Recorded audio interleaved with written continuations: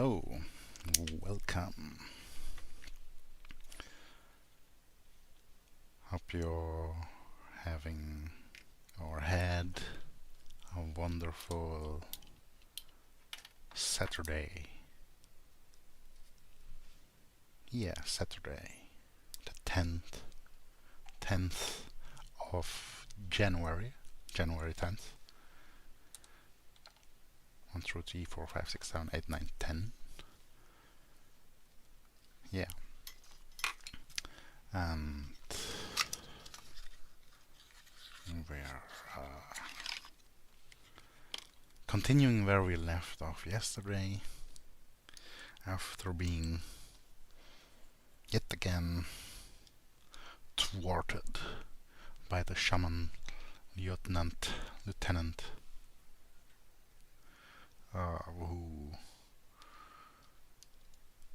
kinda has a binding spell lasting way too long, with some homing projectile doing way too much damage. 2 hitting, sometimes 1 hitting us. Well, I did spec into the spellcaster preset. Well, I didn't spec into it, I chose the spellcaster preset and then spec'd into combat stats.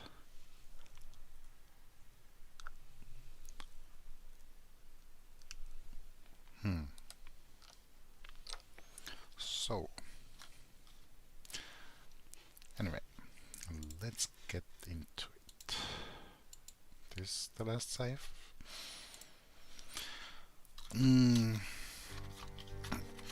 I could try it once again before following my previous tactic or idea of getting the hold spell, which the shaman uses against us, so we can use against him, assuming we're spec'd enough with the preset alone to use it. So yeah. Did I already? Oh, alright.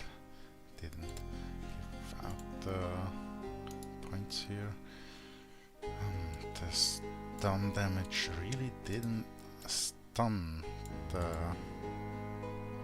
shaman at all.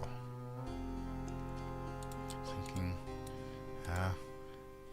it's either gonna be wizardry or bows, which are gonna do the thing, finish him. What's an arming doublet anyway? Close-fitting jacket. That's like hardened leather, I assume, or something like that.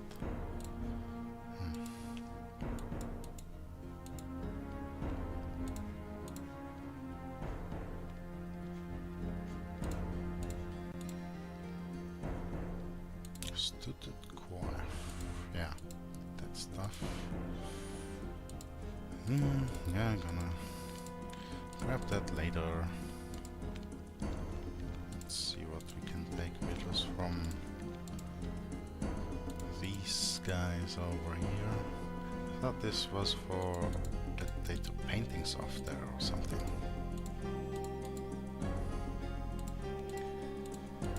But they would have probably just trashed it. Maybe there were other ornaments, but yeah. Don't think savages would have any appreciation for such fine art.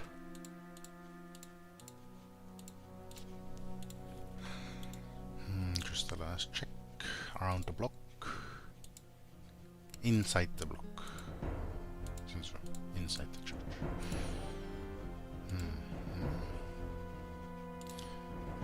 Nothing popping up.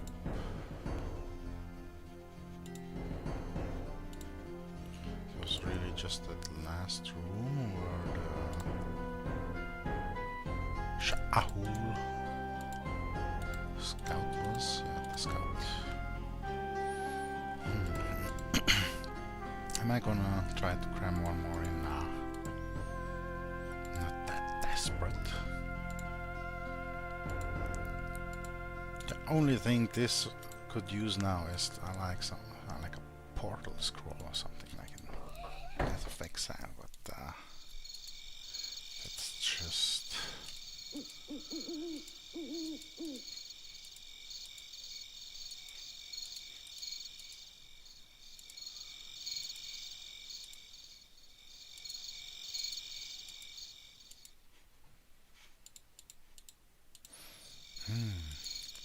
and the bot spam's active as usual.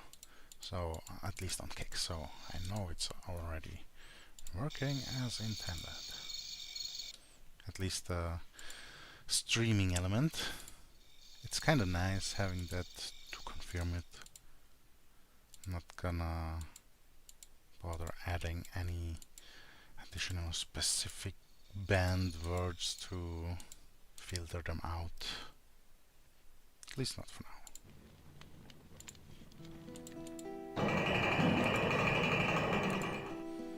I really like the music here. Or actually, in Avalon itself, in the Citadel, since it doesn't really matter which rooms we are, it just goes and plays through a set. And these are gonna say all the same. So yeah, the plan is to get the mage spell, hold spell, but first gonna use inventory space.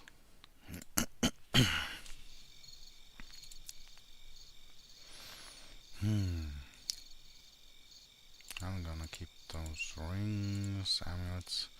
Ooh, these boots are quite worth some.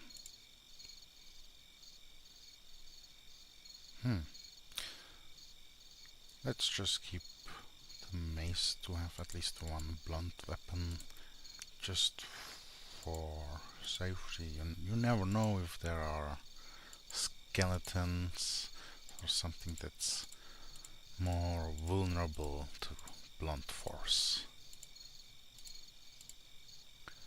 But actually the mace might have been a better choice. Well, never mind. So these high sprint, well, we have the shadow boots, those are way better. The steel kilt is more worth than the steel outgreaves, confirming the choice of choosing it. Yeah, it's kinda nice having that type of reaffirming factors.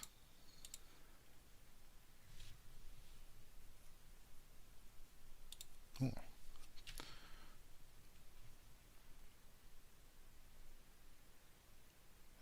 So they are a people or culture.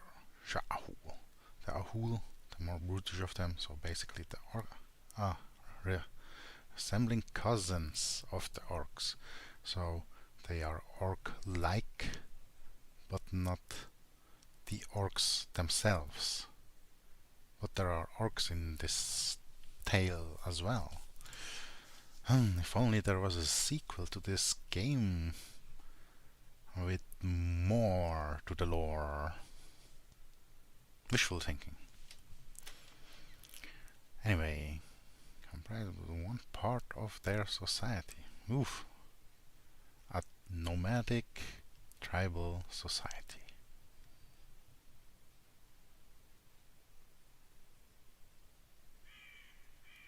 So because they're only around here, or that's the first place they ever encountered them, he came to Avalon.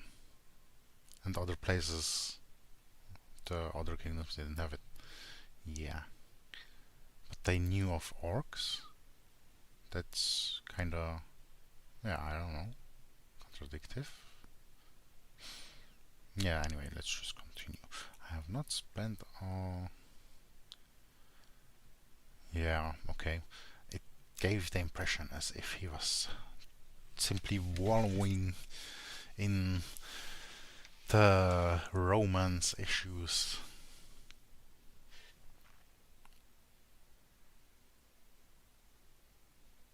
What can you tell me about him?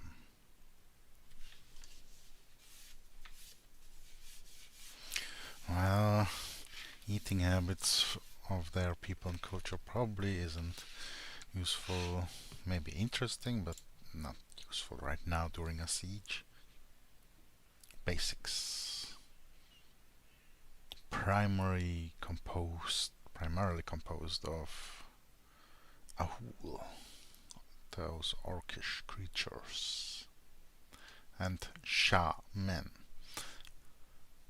a strain of ordinary humans. Oh, I constantly think Shaman is are all spellcasting shamans, but it seems that's not the case. Those are just halflings, basically.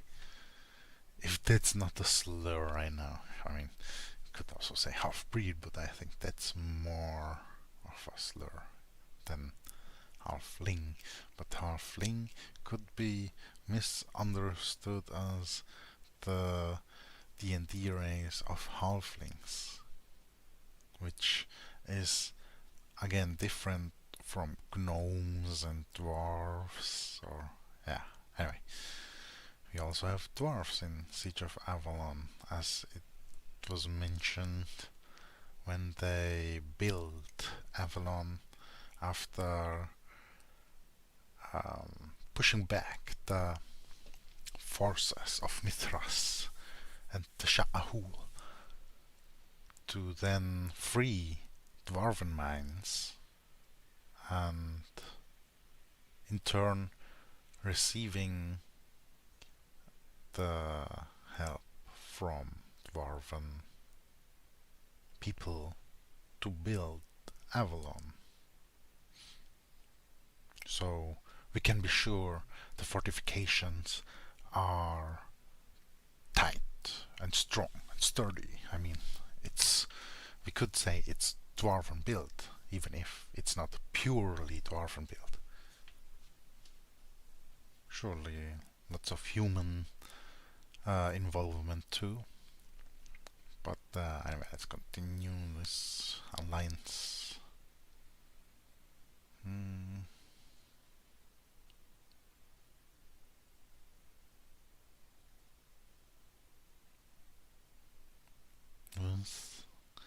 This alliance has been a fact for an intermediate one, but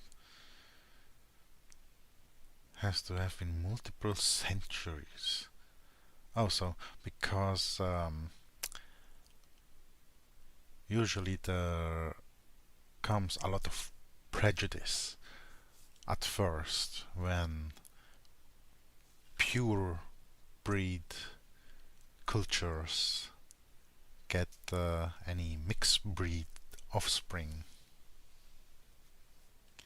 and it takes quite a while before they are even accepted or deemed as an equal to the pure breeds. As is usual, it's a trope that's commonly used in many stories, and history has many instances of it happening as well. So yeah, moving on. We're still not entirely certain how this is possible. Crossbreeding like canines, just because they're humanoids, basically.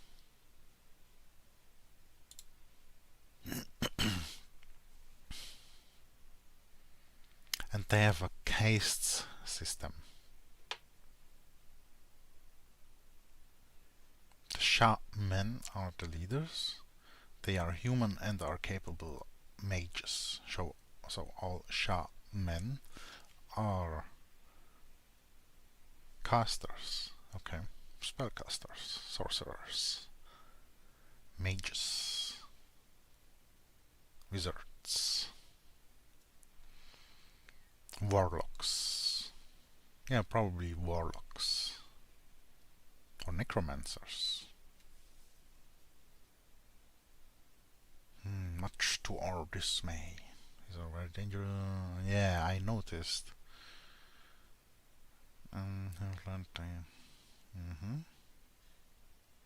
So basically they're the generals of the caste. Or the, well, officer class.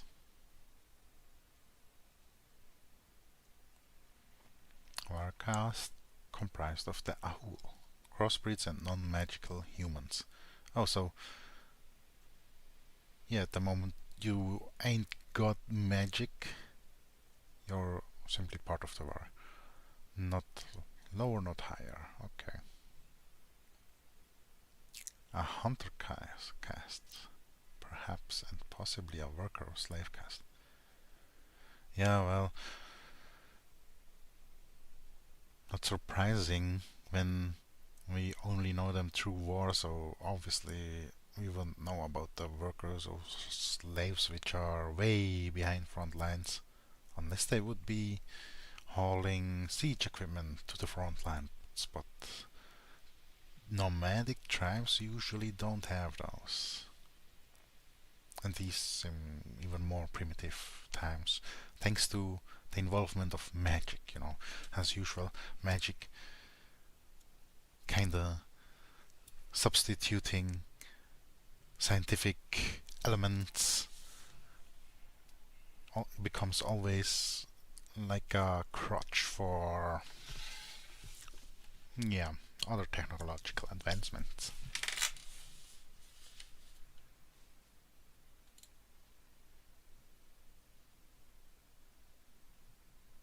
Yeah, probably after defeating the shaman, we might have more interaction lore with Lauren to teach me a bit about the Ahul, the Shah Ahul, rather. They are made up of different races, human, Ahul, cousins to orcs apparently, and a race of crossbreeds. This would account for the variance in their appearance and their sheer strength. They have human mages called shaman fighting on their side as well. Their warriors I might be able to vanquish, but I fear a shaman could easily be the death of me. I shall have to be wary in the village. Yeah, we thought that we had that lesson in a very rough and practical way, the hard way.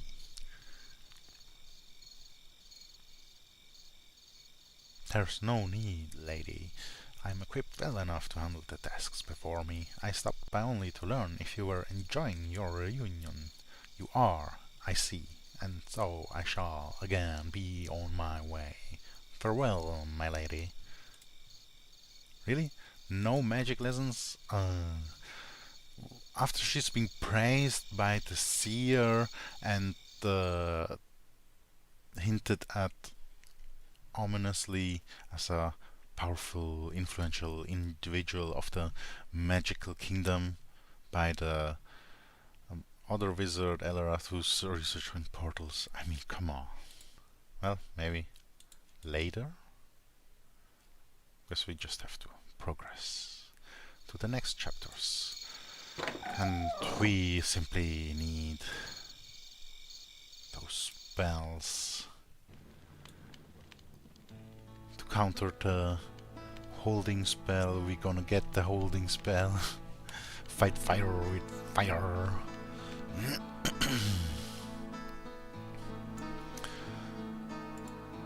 Come on. Yeah.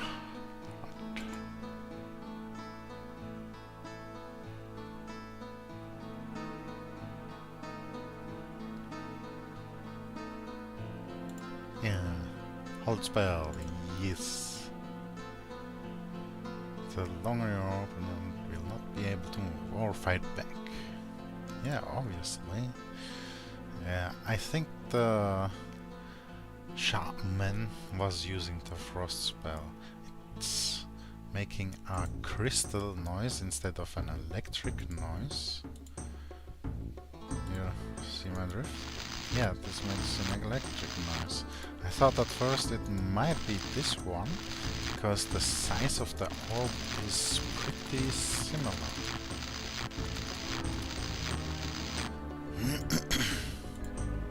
There's the fireball. Oof, there's quite a lot. And here we have the hold spell, and it's not enough having this little bit of mana. Anything else you can teach me though? Nope.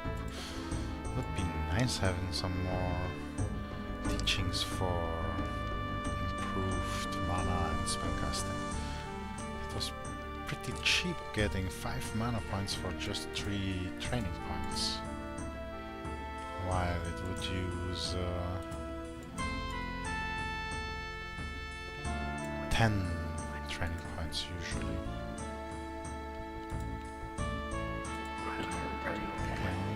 Okay, nothing new. Yeah, the winds of change. Yeah, still the same dialogue over here. Moving on. Let's check Lord Harold once more. Maybe after being let into... Oh, I thought after being let into Sir Ross' inner circle, which is here, past guards. Yeah, we're still allowed in. We might gain more dialogue options, or alas, my duties call. Duty. He said duty. And I don't know where that idea came from, that duty is called poop. Having to poop. So maybe it's going better now after we got rid of the bugs. Have they patched up the walls? Wanna take a look, or maybe later?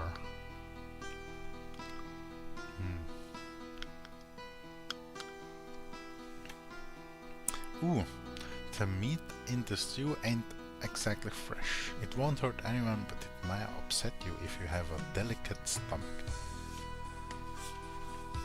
I thank thee for your concern, but it's better, I think, for my stomach to be a bit upset than completely empty. Until later then, my lady.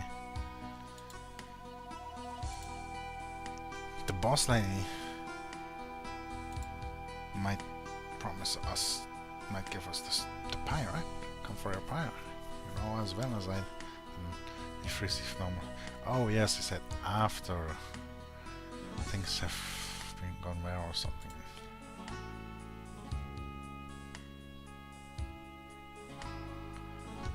Ooh, so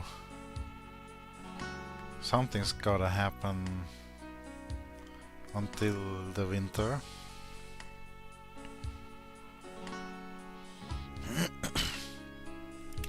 We might need a miracle to survive. Perhaps not a miracle. I think just a little dedication and luck. I mean, that is a bit miraculous sometimes already.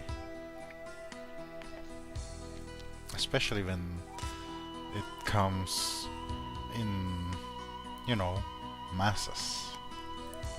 In a majority, in numbers, and not just a lone lucky event and a lone dedicated person.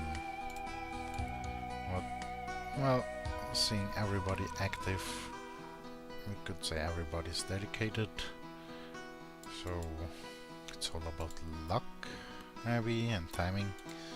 Still nothing with these, so guess the hole is still down there.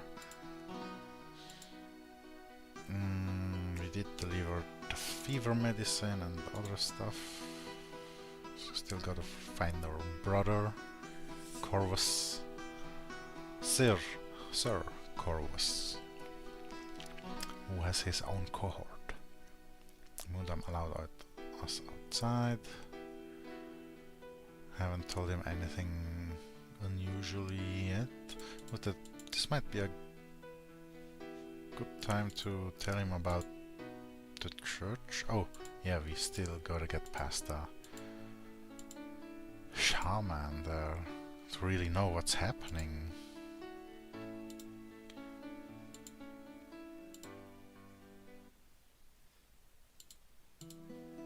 So maybe with this one, I mean, it has heat damage. It might get through better, through his shield or whatever he's using. It's probably just a resistance boost, I assume.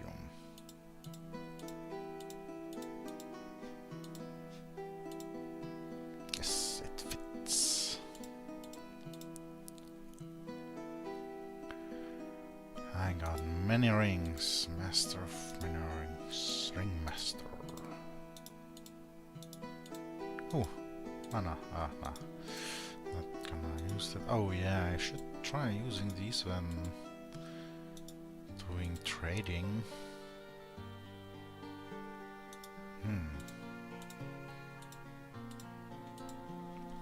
So it should work with either one of these or none at all. Actually, I might prefer this over the full helmet. Great helm, a protective shell. So everything from the neck, providing unparalleled protection. So hit recovery and defense is good. Just a restriction +2. This has stealth, which gets improved. Oh no, it also reduces stealth instead of improving. I was not seeing right correctly.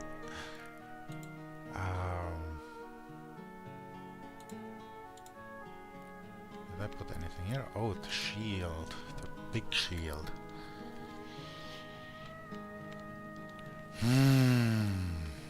That's not gonna help against the thing, right? I don't think this helps against.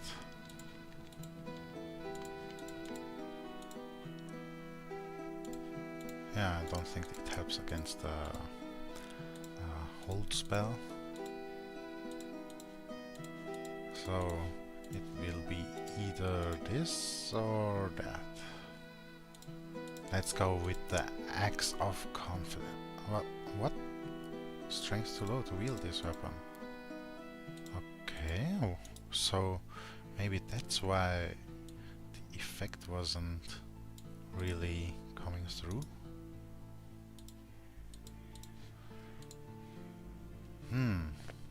We did equip something that reduces strength, I think. What was it? This one. Yeah. Okay.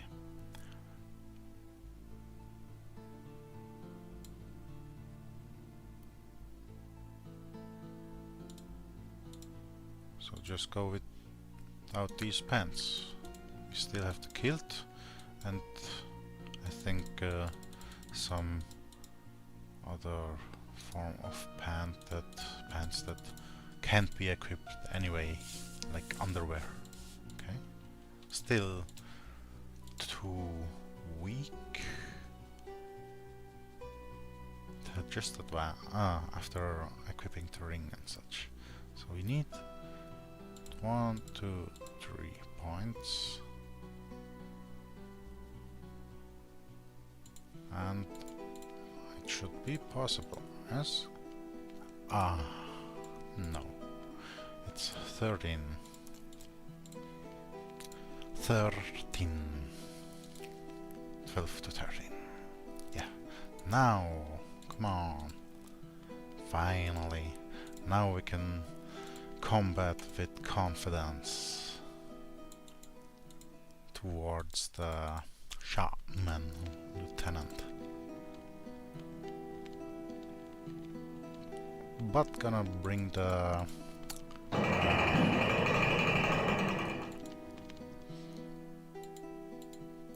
bow and everything with us, the officer's sword, in case the axe is still disappointing despite fulfilling the strength requirements. Maybe someday we might enter that huge tower in the south of the church. I assume that's the wizard tower which they mentioned.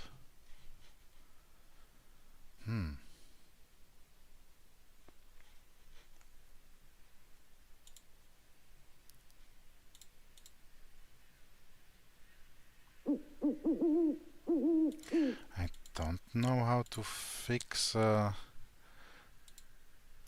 displayed cursor. Maybe if I restart real quick. But let's enter the church first. Get past the loading screen. But the music is different here compared to Avalon. Prefer the tune in Avalon. So, before we try ourselves at the shaman again, gonna restart real quick.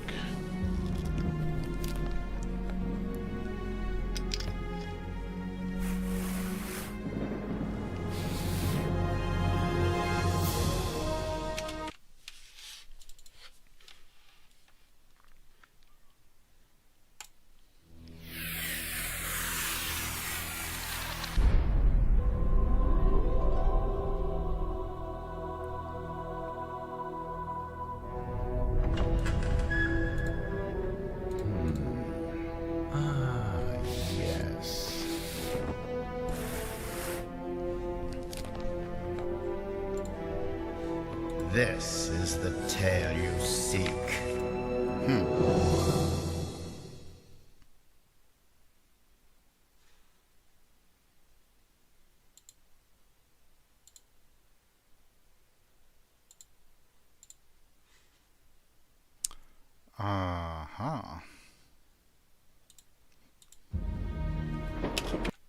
The video capture device is a bit junky.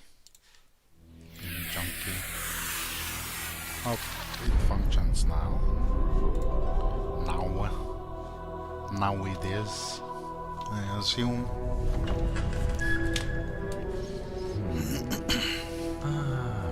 Yes.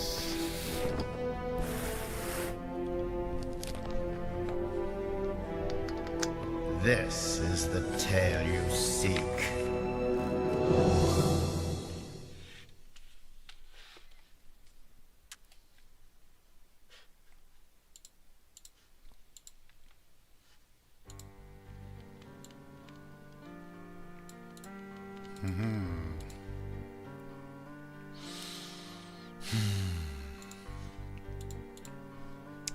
Two seconds.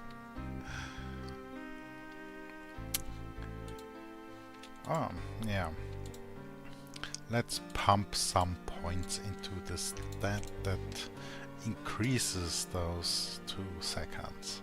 Is it mysticism?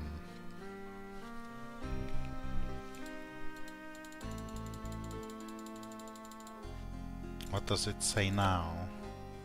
I put everything into mysticism. And it's up to 4 seconds. Well, that's actually quite a lot to just spend hitting and hitting and hitting. But isn't there another one that gives a boost? What does perception even do here?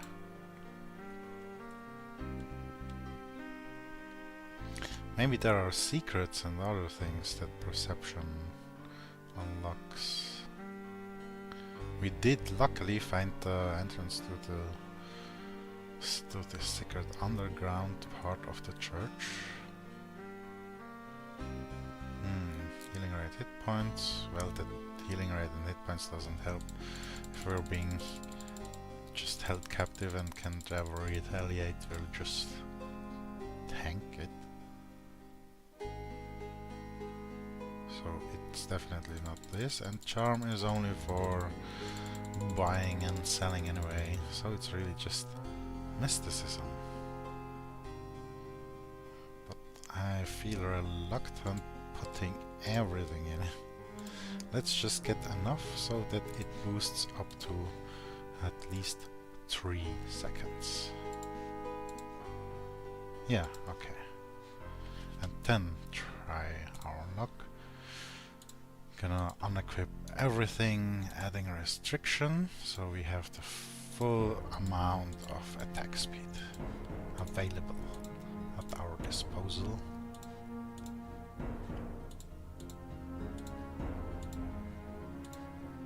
Yeah, that should do.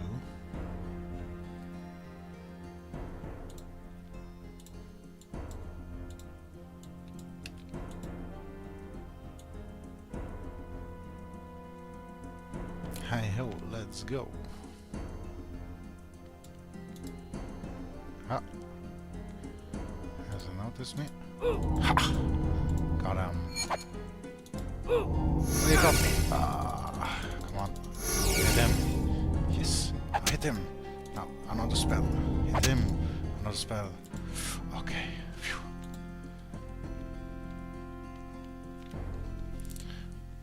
Oh, we've gained the Holy Grail.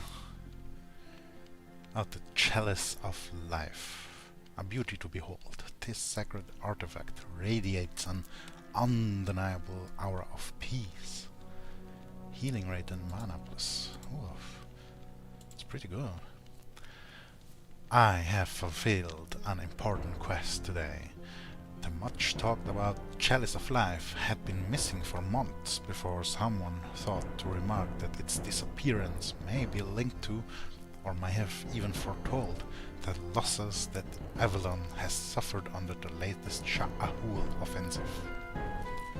The way they all speak of it now, I am led to believe it has magical properties. In truth, I feel better with each passing moment I hold it, but I'm sure that it's because I know the magical uplifting effect it will have on the defenders of Avalon.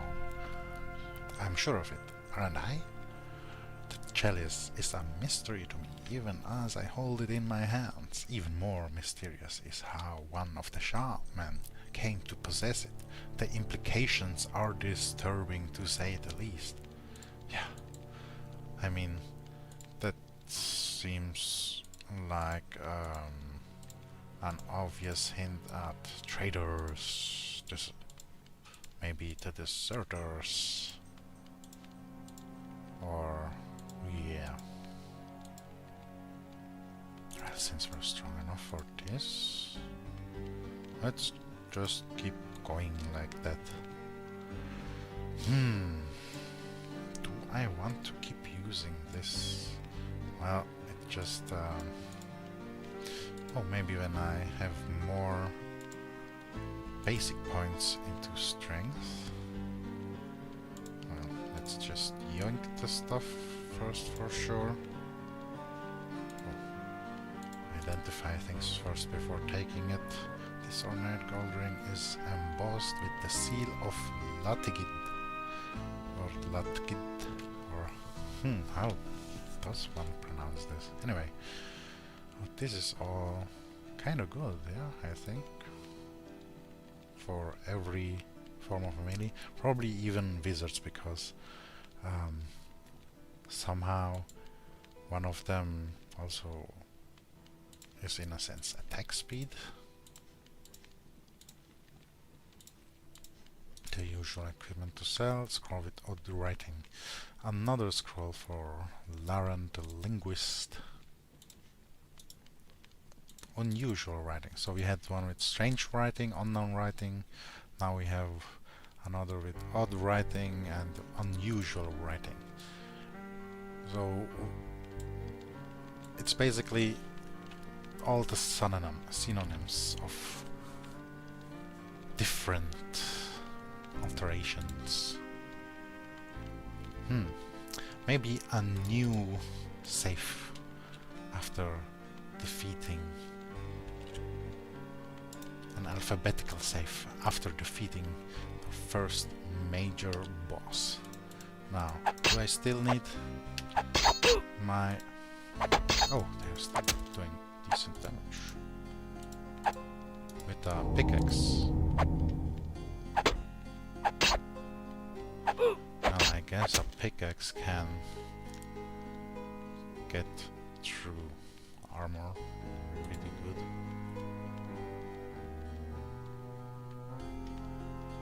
Ooh, I investigate the destination of the tunnel the Sha'ahul were digging to Avalon. Likely somewhere beneath the south gate. Are they already right there? And that's why the guards have been hearing noises all the time. Piercing. I guess piercing is the best stat to have against thick armor. A pick attached to a handle used to break up rocks and stuff. So that's an actual pickaxe, not some makeshift wannabe pickaxe. Do I wanna take this? I don't know how valuable it is. I don't think this one's very valuable, but I'll just bring it with me anyway. Another pickaxe. Okay. Oh, the chalice. It did give stat points, so...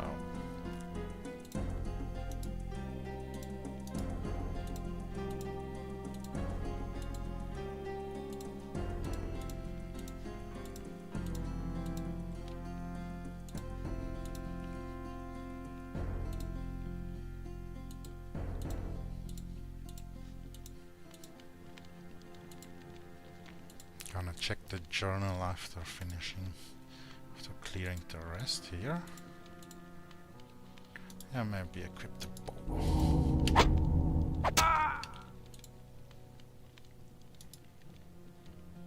Low leather boots, no restrictions on these. But, I mean, none of them come close to what these shadow boots that Olon gave us allowed us to have. Pose.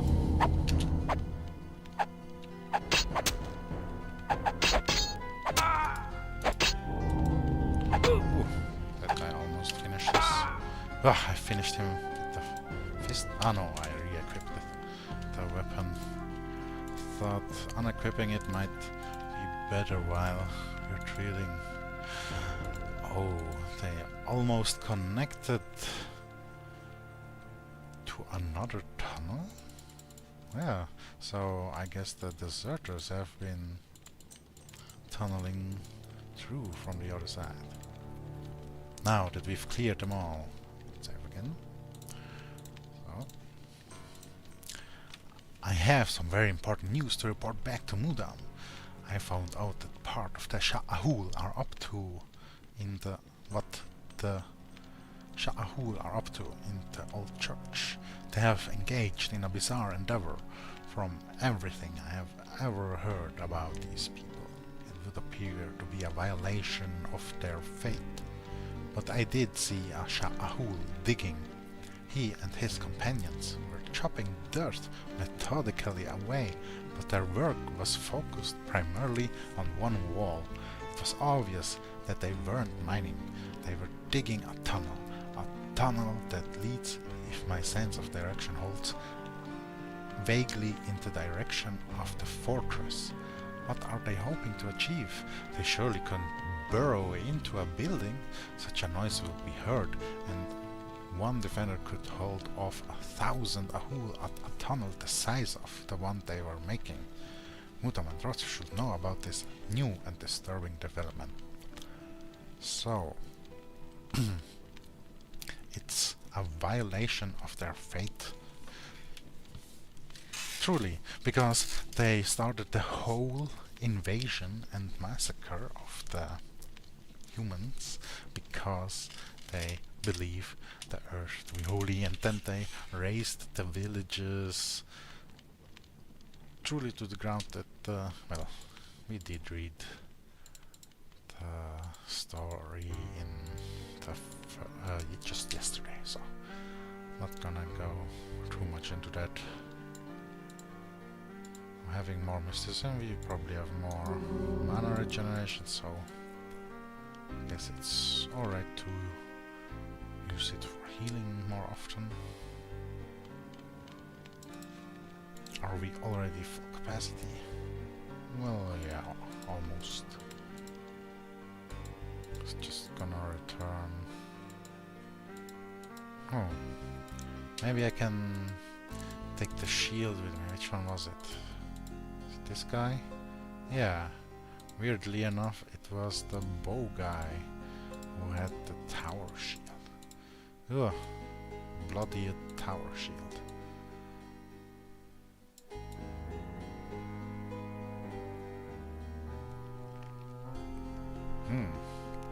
Curious if the other tower shield we got is also already totally bloody.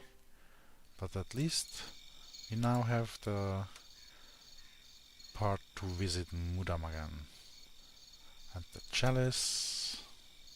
Yeah. So all that's left to do is find our brother.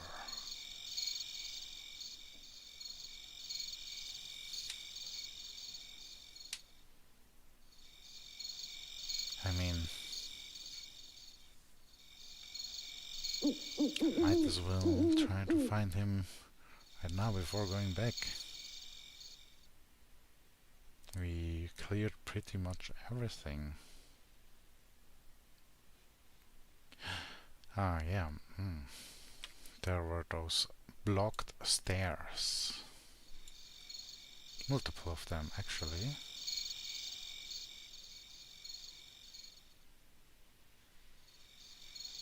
Was it one of these? Here somewhere?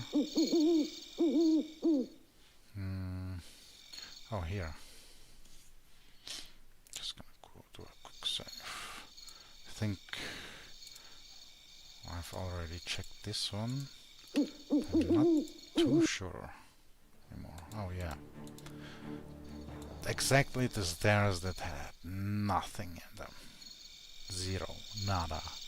Nilch. Can't do anything with those bushes. Berry bushes, blueberry bushes.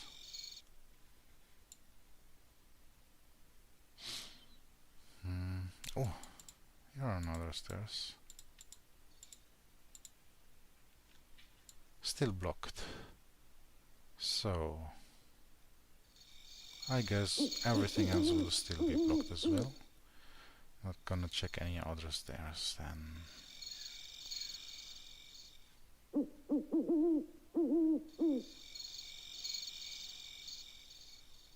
Or, well, while we're here, might as well.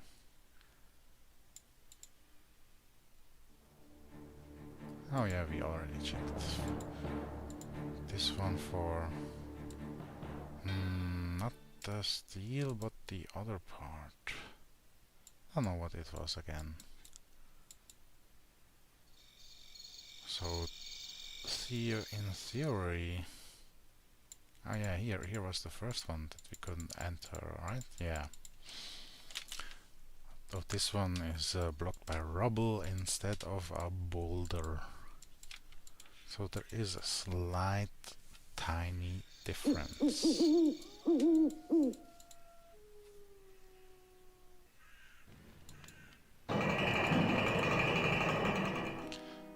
Oh, the guards are gone from there.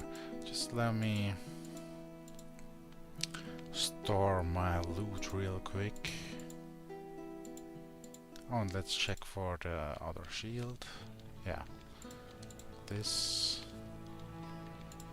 Just gonna store this and this. Oh, that shield is actually a nice look on it. Not gonna need this while I'm battling those others. And I'm still thinking, isn't this one better? I mean, the attack speed alone. Yeah.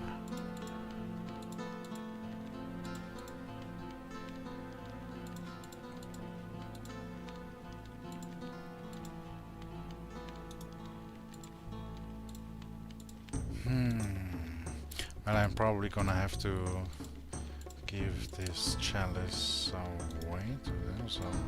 Ah, yeah, this one. Attack recovery, hit recovery, and recovery. I think I'll go with that. So, these are just the quest items. This is the weapon in case I'm not too convinced by the officer's sword.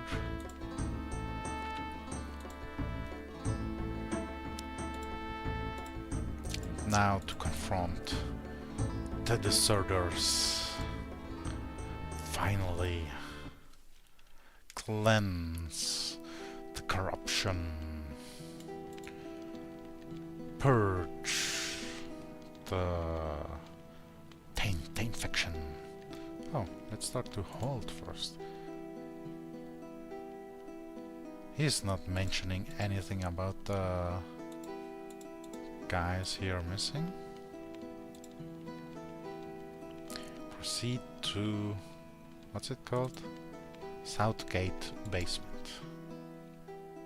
Oh, they're immediately... Oh, oh, oh. Come on. I didn't want to heal him.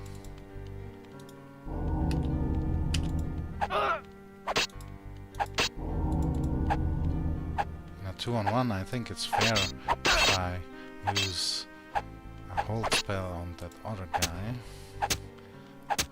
Gave a short initial advantage. Oh, wow, they're really properly equipped. They're like real tanks. I don't remember if the kite shield was worth it. Ooh, a cuirass, a common cuirass. Common longsword. Or a helmet. Oh well. Let's equip these first. Fine steel, steel boots. Yeah. Ah, yeah, we still have the shadow boots, which are actually way better than even steel boots. 5, 6, 7, 4. Wow. It just lacks stun resistance a bit, but other than that, it's far superior.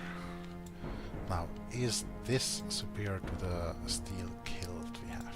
Because this now has a stun factor. 5, 6, 7, 4. 5 restriction, 3 restriction. Oh. Resistance wise, it's actually better, and restriction, defense, hit recovery, stealth. Yeah, I think this is better now. Oh, then I can leave this out. Damage modifiers. Oh, this is damage modifiers for when I'm using the bow. Naul. It's not a Shaul, but a Naul. At least it says so in the info box. Well, let's give Naul a surprise. His last surprise. Surprise, motherfucker. Giant's pauldrons. Are those better than what I got right now? Common steel pauldrons. 2, 1, 3, 6. Easy to see. Oh, chance for originally the gift of a famous knight to his rather scrawny son. This enchanted armor increases the strength and the general fitness of its wearer. Plus 3 to strength constitution. What the fuck? Well, it's definitely worth the negative value on stealth. Hit recovery is a bonus. Hit points definitely a bonus. Just a minor impact on defense, restriction. Oh, and the resistance modifiers. I mean, that's an obvious yes. Yes, please. This is, without a doubt, the best armor, providing armor and some stats and such. This one's also nice, but it's more for sneaking and, well, a bit of the coordination, which is also good for all overall combat. Oh, this one, common cuirass. Yeah, this one or this one. I guess an actual cuirass is better than just a front plate.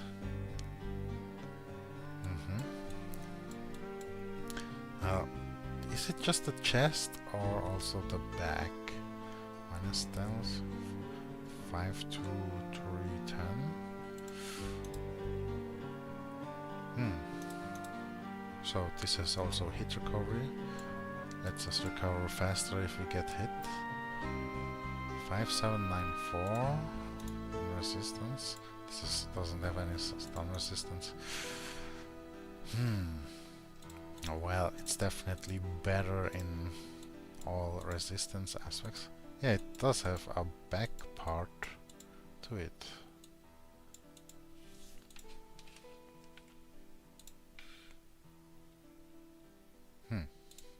Saves coming for the win. Not needing it as much since we're starting to be better at surviving. So nothing here. Oh, a dog. What? Info box says a dog. There's a dog here. I mean, I can pet it. No reason to kill it. It's just a doggo. But I don't even know if it's alive. I can't seem to loot it, at least, that's for sure. So I guess it's alive. Let's release the dogs so they can ask, who let the dog out? Another one? Yeah. Another dog here. At least it says so in the info box. Maybe they will come assist me against the Sha'ahul which imprisoned them. There they are. Helen and Hector. Or these... Oh, these aren't Sha'ahul. These are just traitors, deserters. Anything here? Oh, this one's empty. The only empty one, right? Yeah. So... Well, actually nothing happened since the last time I saved, so... This one was... Oh, I haven't checked this yet. Splint Halbrick. A garment for the upper part of the body that has been reinforced with splints. So basically leather, shirt, tunic with splints on it, so those metal plates I assume.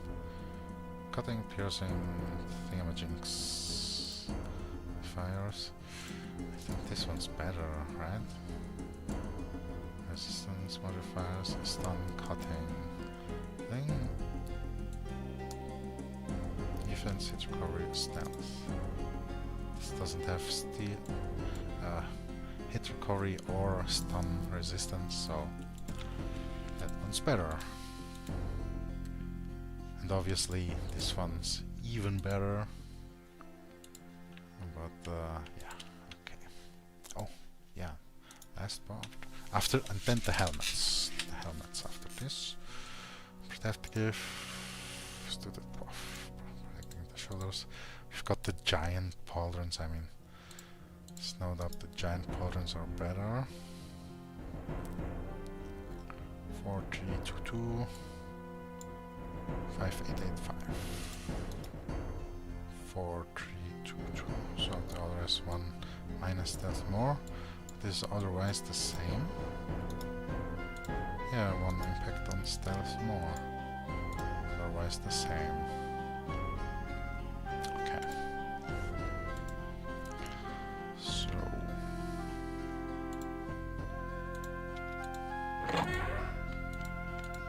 let's finish on traders. I mean, maybe the commander will hate on us for, you know, taking matters directly into our own hands. Oh, another pair of blackened boots. Soft leather vest. Ah no, we got so much better protection gear. Don't think that's any good, but these black boots. And maybe they are worth a bit. Which one had them? This one had them. So, this one. What's he got? We already got these. Okay. Traitors into Southgate were digging a tunnel leading outside Avalon. I must report this to Mudam at once. Yeah, and we just barely stopped them from connecting the tunnels.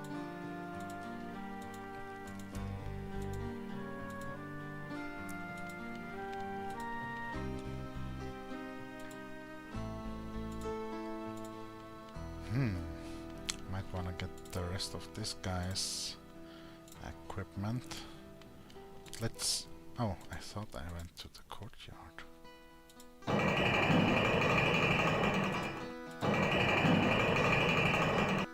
To the outer bailey. That's what I meant. You know, quick sell. Let's see the merchandise, and then obviously we'll keep the Axe of Confidence. Ooh, those steel boots are worth a bit.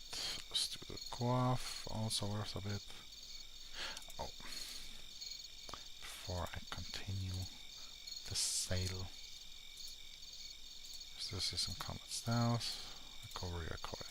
Okay, then the rose, and a little bit of charm and pizzazz. Yeah, look, it went from the Axe of Confidence went from 96 to 123.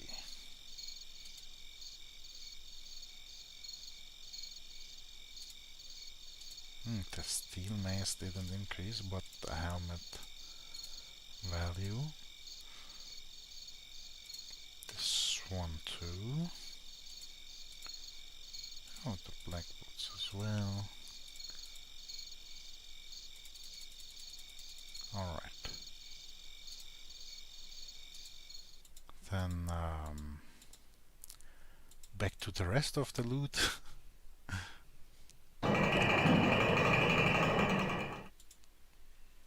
Ah yeah, store the stuff that I'm not gonna use right now.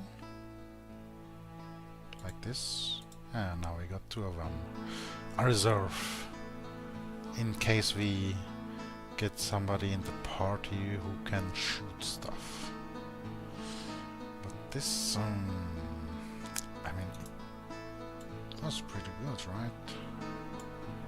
Minimum damage 3, the minimum damage is pretty good.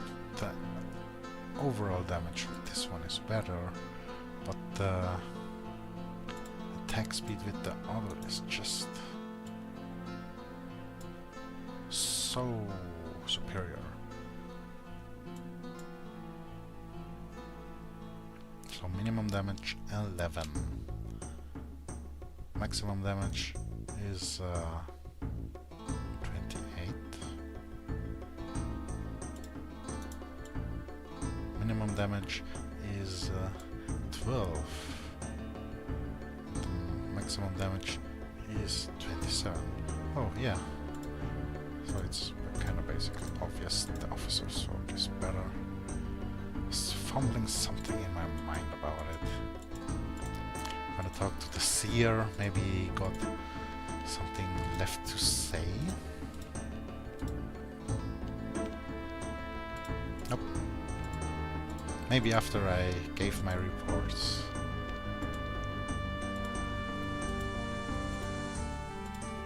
Oh, and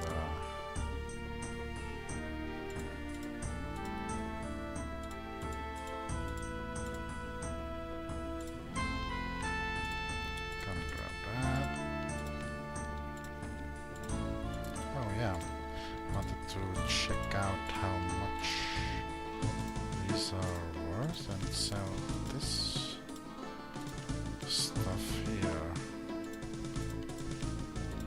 It was here, yeah.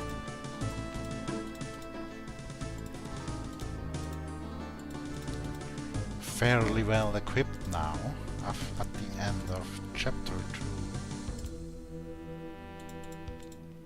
And this guy, yeah, he had the rest of that decent. Oh, he has a soft ladder to it. Or is the pants better as well? No, just regular old pants. I kinda wanna check out selling these long swords as well. Restriction 133 piercing. 3 restriction. I think this one's better for the restriction value. It's just one crushing, one cutting more in that for a restriction. So yeah. What was here again? Don't remember what was supposed to be. Ah yeah, pants. I'm not using the shadow, the elven pants, pantaloons or whatever.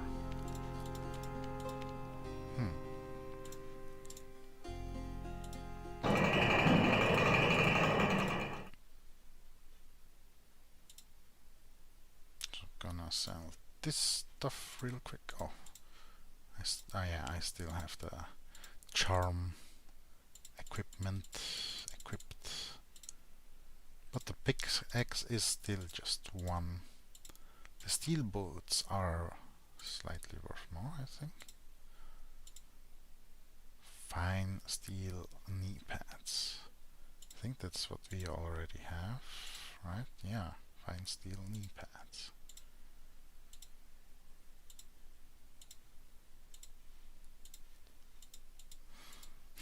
The shadow boots are only 1, but I have a feeling if we were to accidentally sell it, it's probably gonna be 9,999 or something. Ooh, the tower shield is a whole 10 crowns worth by now. Let's check the kite shields that they had left there. And maybe the long swords, obviously. So, come on. That's a lot of loot.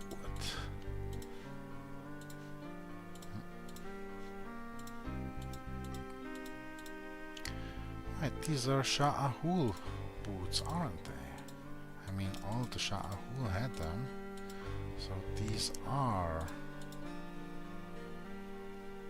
half-breeds that infiltrated. At least that one. The others had steel boots, so I can't discern if they were half-breeds as well. This one has normal equipment, or should I say, human equipment. Not gonna bring any pickaxe with me again. Not really worth. 324.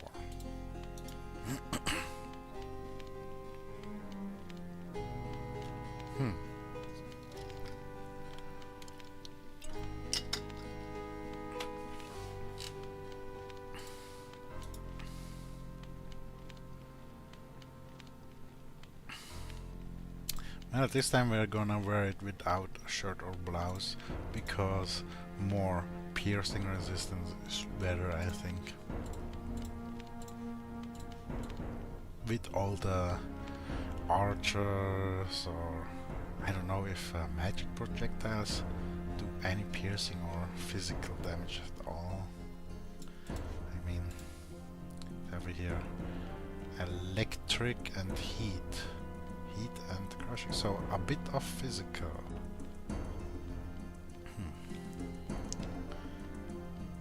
I mean, if I did go get... oh, how much stuff do I even have? If I did go... ah, never mind. Just lost the train of thought anyway. So let's last sail run. Selling these this traitor loot. 8 for a kite shield compared to 10 for a tower shield. I'll keep the soft leather tunic for now, since it's the first and only we've found so far. The soft leather vest is worth less than the soft leather tunic. But I mean, come on. It has better piercing protection. Huh. Crushing, piercing, cutting, yeah.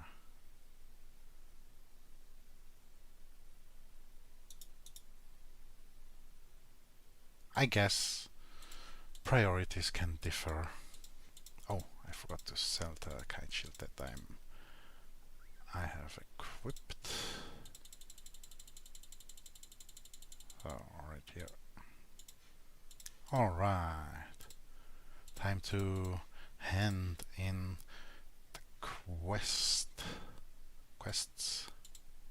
And here, this one. This and this one. Oh, while we're here, might as well go to the Lauren guy. So, does he have to say anything well? Nah. He asked how the sword is serving. It's serving well.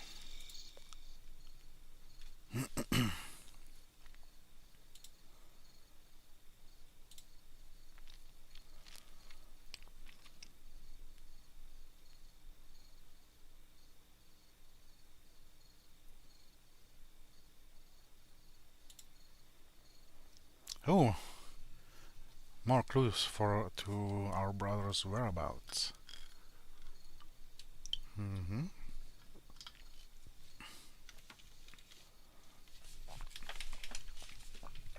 Killed at the writing place, a book place, library, yeah? A large creature. Oh, so it's at the stairs that's blocked by a boulder. Okay. It's all coming together now.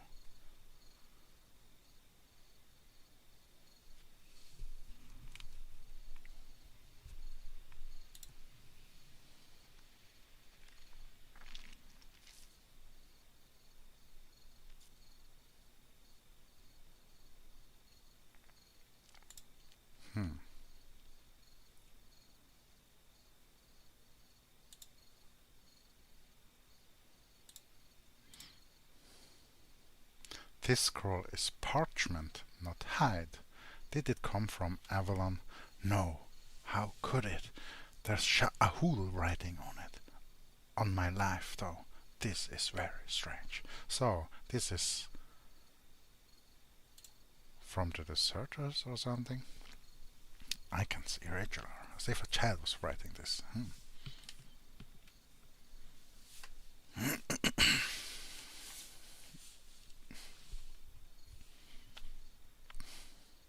Medicine stolen? Death from sickness, so the fever was maybe their doing. A whole interval leading creatures. Insects. What the bugs was there doing as well? Meeting during battle, so that outriding where our brother was part of was, yeah, trap.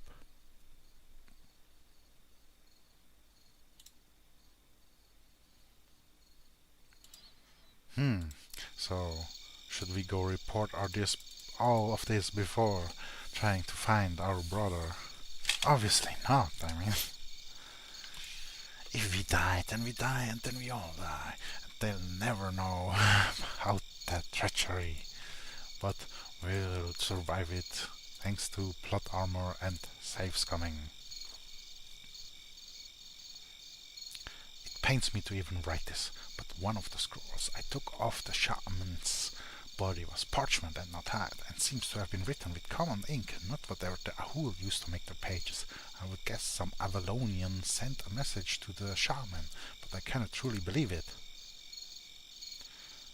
Basement by the altar, also suspect my brother, but yeah, let's just go get our brother real quick. We have the medicine with us. Just need to grab my equipment, the shield. Oh.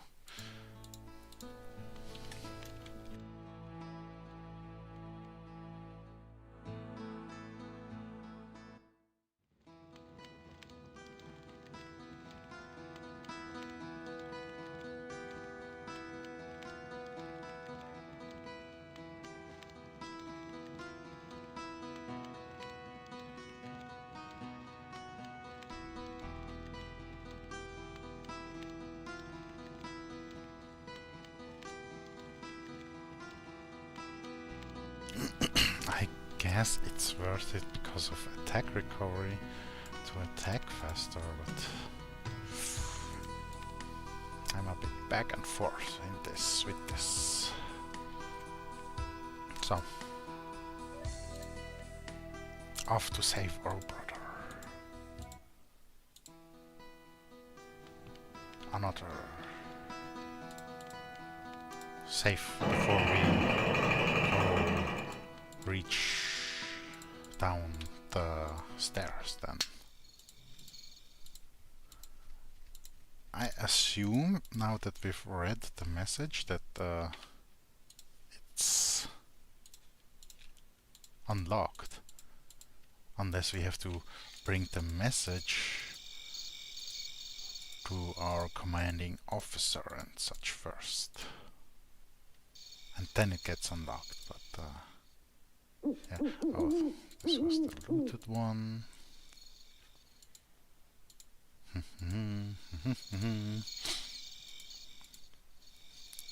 Oni-san, Aniki, we're here to rescue Daijoubu. This ain't Japan, so here, spell of holding. It's still blocked. Well, not gonna walk all the way back. Guess we do have to report back first.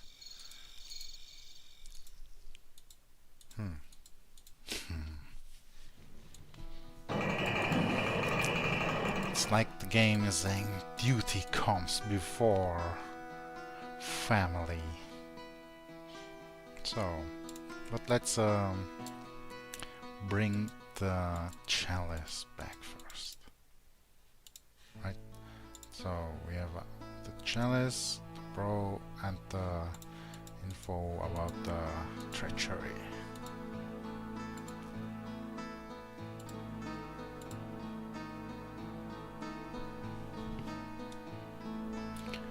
They are indeed, Friar. I have found the chalice of life. I live to serve. Glad I could help.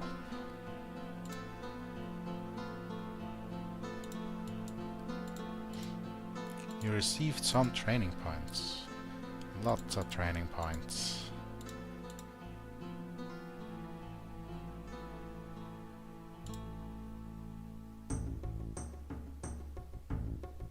Ah, they're recovering from the fever. Norse.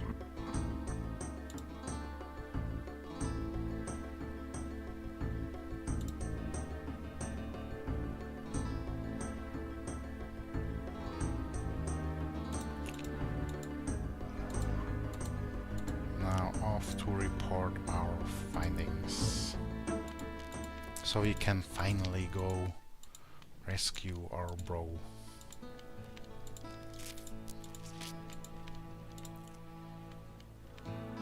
Off to report to the Scouts Master. Well, already equipped like a heavy knight. This reminds me a bit of Attack on Titan, you know, so where the main focus is the Scouts division. Since, you know, all the action is outside the walls, or at least most of it. Oh, let's advance some scouting skills. None are available right now, okay. Fuck. I have uncovered a plot to betray Avalon, sir. Betray Avalon? Slow down then. That's a serious charge. You'd best explain. I discovered some soldiers secretly digging a tunnel in the basement of Southgate. They attacked me and though I was forced to kill them, there are likely more traitors in Southgate. Yeah, true. I mean, there's no proof that that was all of them in the village, so I also discovered some Ahul digging a tunnel in the basement of the church, despite their fate going against desecrating the earth, the ground, and everything. Until I stopped them, the two tunnels were going to meet each other and give the Ahul a passageway into Avalon. While I can't be sure, I believe that the meeting of the tunnels will not have been very far in the future, perhaps even less than a day or two. Spirits preserve us.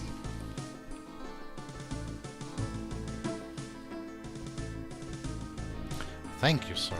I'm glad I could help. But my brother, sir. Right now I've got my brother to worry about. I think I know where he is, sir, and I wish to get out there right away. Of course, Scout. I fully understand. Before you go, you should know that wherever your brother is, he may not be alone. Rumors have been circulating Avalon of a massive humanoid creature wandering through parts of the village, especially near the ruins of the library. I had discounted these tales as the products of overtaxed minds, but I've seen far stranger things emerge from the wilderness around Avalon. At any rate, be wary when next you seek Corvus. Be off with you then, and good luck. Yes, sir. Until later, sir. I have reported to Mudan that Ahul were attempting to tunnel into Avalon. These are dangerous times when the Ahul would abandon their fundamental beliefs to destroy Avalon. So, yeah, they're betraying what they actually are, and the whole reason why they are actually at war, to win the war. I mean, come on. just stop. Is what those with common sense would tell them. But you need power to dominate them to the point of making any resistance by them futile, and only then would such types listen when they are at the point of being willing to throw away their identity which caused the conflict to begin with. The fact that men were tunneling out into the village has been reported to Muram. This entire affair sickens me to my core. There can be no doubt that the two groups of diggers were seeking to meet each other, with perhaps mere hours remaining before the tunnels would have met. It was only luck that prevented disaster. The spirits do watch over us, but will they be watching next time? Mudam has warned me to be wary of a large humanoid wandering the village, a creature that I might encounter in my search for Corvus. This creature is most often said to be near the old village library. Alright. So, having everything completed basically here, learned every bonus skills offered. There's only one place to go. Well, I think I did learn all the skills available. Wait, do they have to say anything? So they're praising me for finding the cup. They're not mentioning any deserters.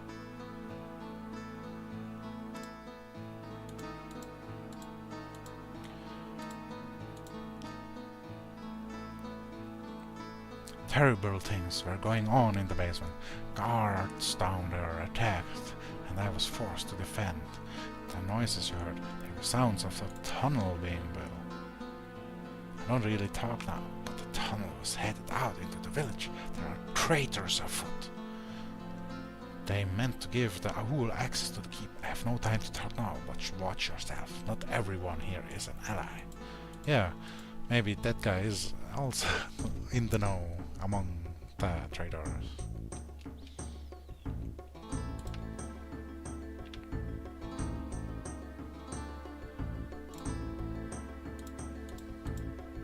So I'm gonna check if Lucan has anything of training.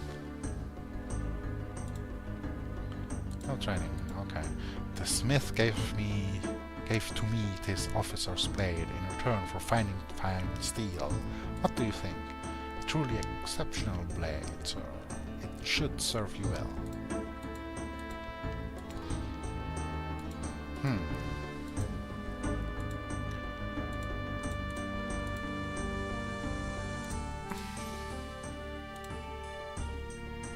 We have a decent amount of crowns by now, enough to actually afford a better cuirass, but it's not that much better, at least not worth buying it. Yeah, maybe the Haubrek, if anything. Stealth, defense, what about the golem? And no magic resistance.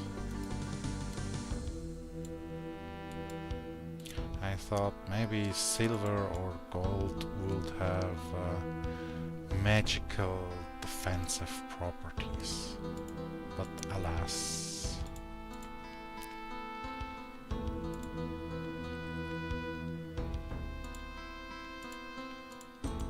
The news about the chalice of life is already making its rounds.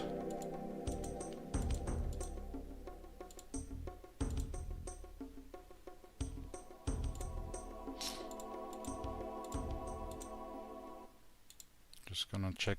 This guy here was also acting suspicious. Ah, okay, no new news.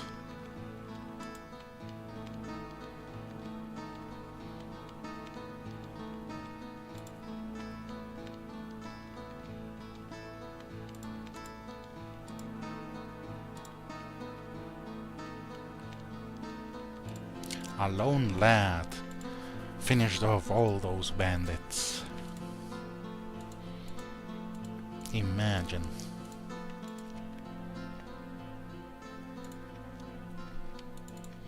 And not too long ago, we were just an apprentice. These are the skills we learned. Not bad actually, yeah. It all stacks up, all these little bonuses. We already speak to him.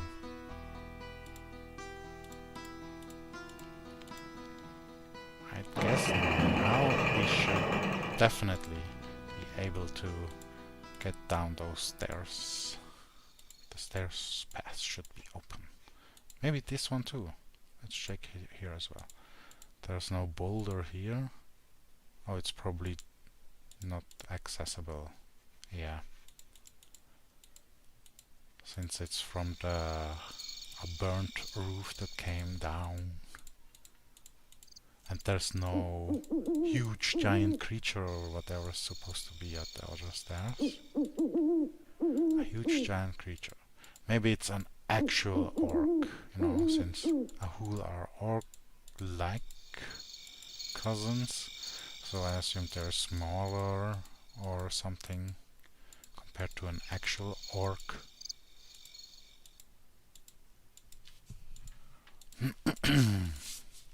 Alright, then the last save before we finally rescue our brother Corvus. Save it with F for family. And it's an ogre. And I don't have the whole spell equipped. 1, 2, 3. Ooh. Ooh. 2 hits. And I'm almost dead. How much does a fireball do? If it hit, it would hit. Oh, I need 3 fireballs. Let's reload that real quick. Just fireball spell the shit out of him.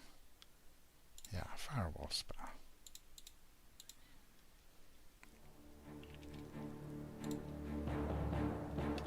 There's Brother Corvus. Come on. Why would that spell miss? Oh, lucky. Lucky. I mean, I barely saw any HP left.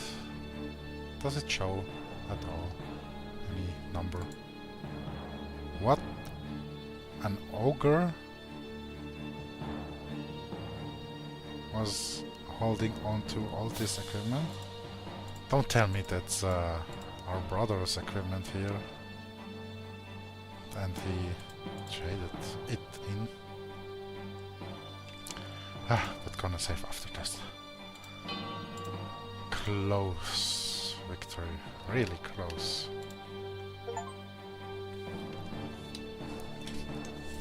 Little brother, what are we doing here?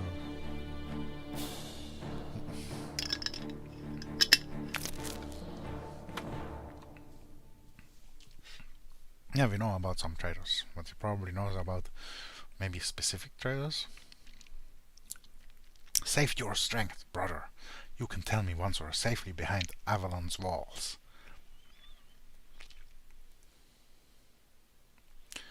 Don't be ridiculous. We'll take you to see Brother Crosby at once. Spirits, you're burning up. Wounds are infected. Eat this, brother. The monks say it will help.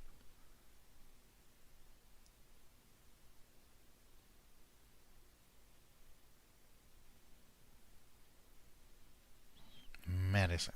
And you will feel better, I promise. Placebo effect. To boost it a little bit. For now, let's leave this place.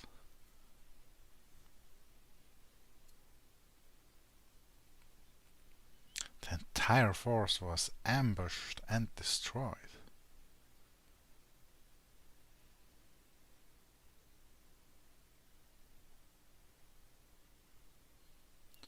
So they had traders in that also, and he followed them when they separated from the company.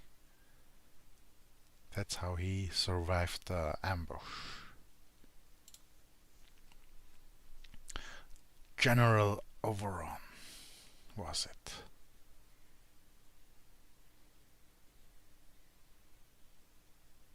That's a hard blow, you know. Especially since, yeah, among the highest ranking.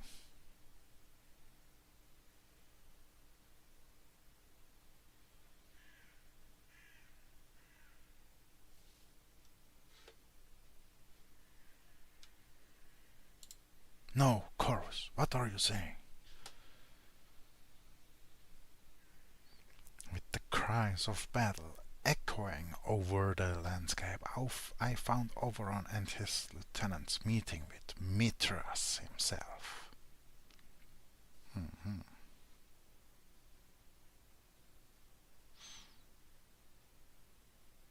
One of Avalon's High Council and the leader of the Ahul were chatting pleasantly before my eyes for spirit's sake, like they were merely resting after a quiet afternoon's ride.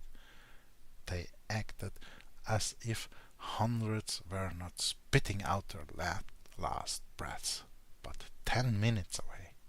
Sweet spirits, how could they pretend to not hear the screams of hundreds, little brother, hundreds, all my friends, of all there that day, I alone survived.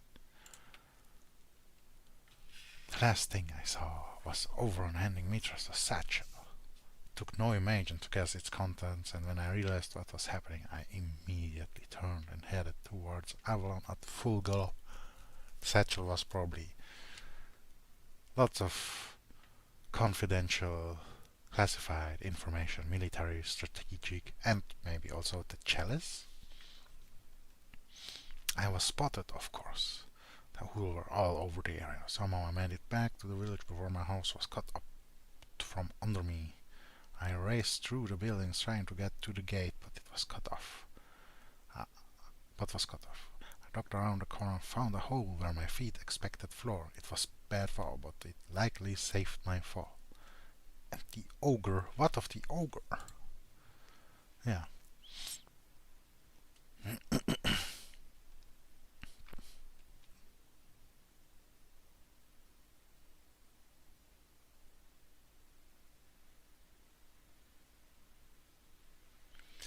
Yeah, there was a boulder trapping it in here. Put there by the Ahul. Its confinement drove it into a frenzy, it seems. When I arrived, it had succeeded in moving the boulder enough for me to squeeze past, but not yet enough to escape itself. We must make haste to Avalon, brother. In truth, Sir Wrath most surely needs to hear your tale, but he needs to hear it from you. Come now, I'll help you. Oh, our first companion. Can we actually remove? Oh. Ah, we can actually set their behavior. That's cool. I found my brother alive, but not well. We must return to Avalon as quickly as possible to relate to Sir Ross the news Corvus bears. I'm gonna read the journal after we've brought Corvus back. Come on, Corvus. Yeah, he's walking real slow. Oh. That's nice. Skipping the whole travel back. That's some quality of life consideration for the player, especially in a single player game where all that travel back isn't really necessary in many cases.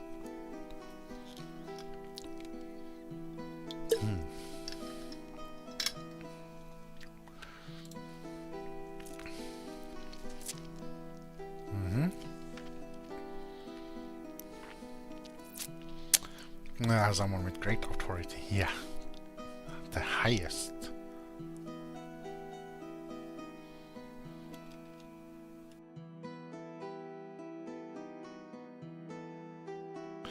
I'm afraid it reaches the highest level, sir. Corvus witnessed General Oberon meeting with Mithras himself. Oberon delivered to him a satchel of documents moments before the army was ambushed. And with that, we have finished chapter 1.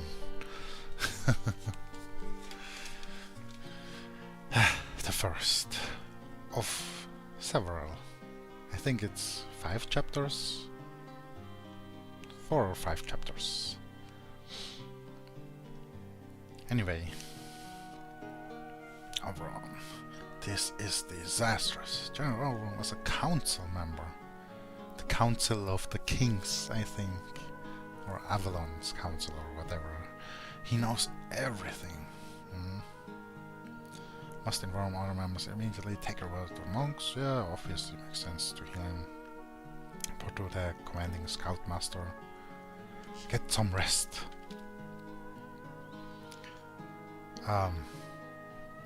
Is this implying this was all in a day's work? Yeah. We arrived, started while it was bright and day, had the training course and everything, then did some of the quest side missions, whatever, and by the time Muda, the scoutmasters and everything, and we went outside, it was evening or dark, night. Well, evening, yeah, because night comes after the evening, but before the morning, yeah. So that was just all in a day's work. Tomorrow morning, report to my private chambers in the inner keep. Let no one else know about Overron's actions. Oh, so they wanna keep it quiet, probably to avoid morale from dipping, because somebody from the council, from the highest of the highest, has betrayed and switched sides.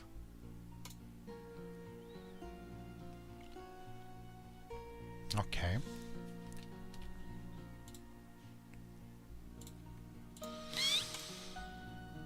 Quests. Sir Roth bid me to make a final report to Mudan before getting some sleep. First, though, I should deliver Corvus into the hands of the healers. Brother Crosby is the best of them, so it is to him that I shall speak. Crosby was this guy, right? Yeah. Come on, Corvus. Ooh, real slow. Can I?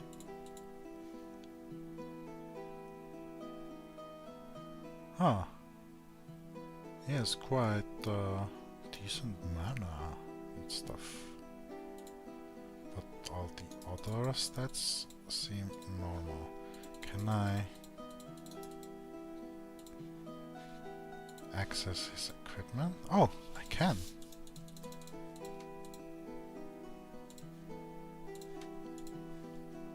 Well, I'll give him his armor back later. So I think it's his armor, at least, that I looted off the ogre. Now where's brother? Oh, here somewhere behind the wall. Let's take off the helmet just to be polite to these people, since they'll help save our bro.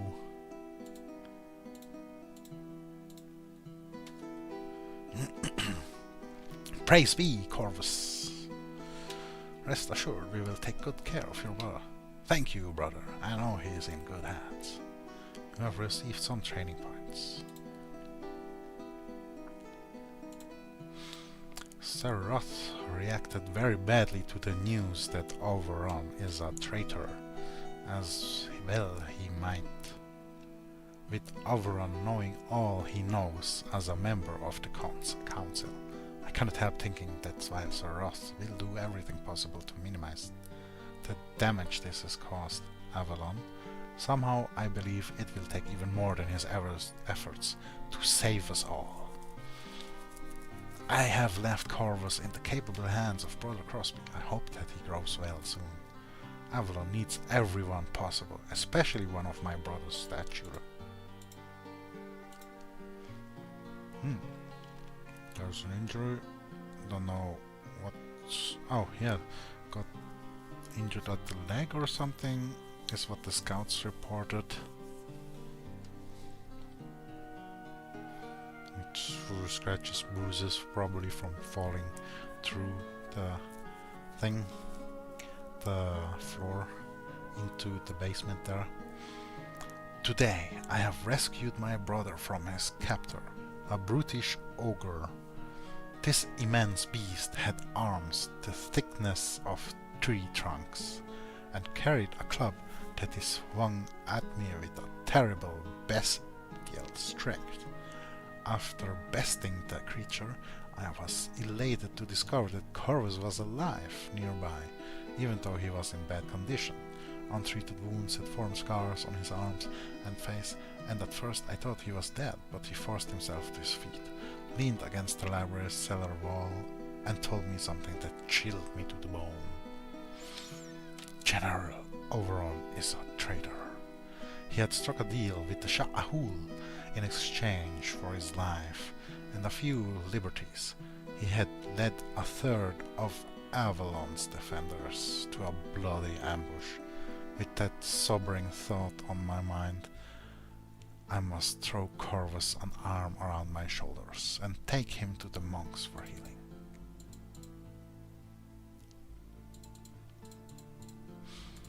I was very touched to find that General Roth thought enough of my brother to meet us at the gate of the keep when he learned of Corvus' rescue. His pleasure, however, quickly evaporated as we reported everything we had learned. First, I relayed to Roth the news of the tunnel system I had already reported to Mudang. Keeps making me think of Mudang. And Chibidoki in that sense too. But yeah. He indicated that he had already learned of the tunnels, but Corvus' news was another matter. He was obviously taken by surprise at the betrayal, but it wasn't until Corvus talked about the satchel he saw Overon giving to Mithras that I noticed the rage in Roth's eyes. Muttering something about warning King Vortigern, Roth took his leave of us to report these developments to the High Council. As Roth turned to leave, he bade me to see to my brother's care and to get some rest, and also to report to his chambers in the morning. Thus ends our first chapter in the Siege of Avalon. Alright. So... oh, yeah. Let's check the loot we've gained. Crude Ogre Club. Well, it doesn't... oh, there it says, an Ogre's Club. So once I have 18 strength, I could be using this Ogre Club. How does it actually look if I equip it? Oh, that's a two-handed weapon. I doubt these steel pauldrons are any better than the giant's pauldrons we were, but the fine cuirass definitely slightly better. 5, 2, 3, 10. The modifiers, stats are the same. 6, 7, 9. This is definitely better, except for crushing. Crushing was an 8, I think, and stun was 5. Oh, no. Because it was some other equipment I remember. Fine steel knee pads, that's the same we got. An ogre's loincloth. I can't believe you would stoop to peeling off a dead ogre's smelly dirty loincloth. Let's just leave it here at the ground. Let's see if it's gonna be there the next day. Oh, steel gauntlets. Well, just gonna put this away into my brother's into the chest where we share a bunk bed with our bro. I think it was this room. So Elirath, we're Elythrian. Since we're Elythrian, this, I guess this means this is our emblem. Dragon Hawk Thingamajinx.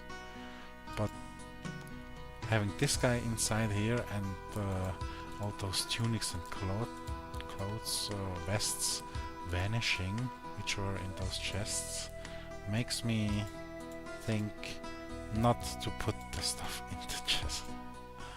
Oh, best to switch into a neutral or friendly spell in case we accidentally click. Right click.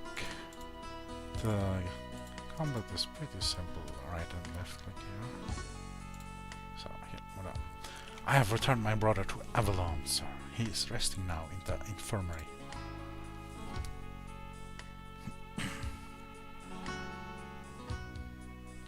I have, sir. There is more that I should report to you, but Sir Roth told me to pass it on to no one else. It's about Overon, sir. You mean General? No, sir. Not anymore. He has led his men to slaughter, sir, and passed secret documents to the Ahul. You know who reminds me of something like that? Like passing on nuclear research from the USA to the Soviets.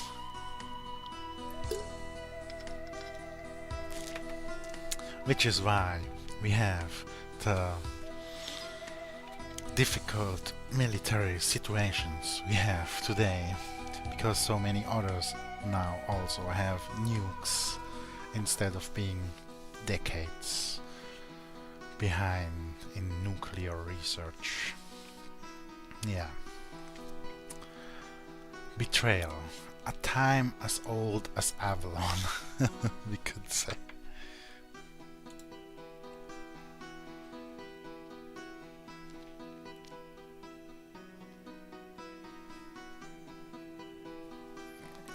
Does not thank me, but I think you will forgive me. I do not.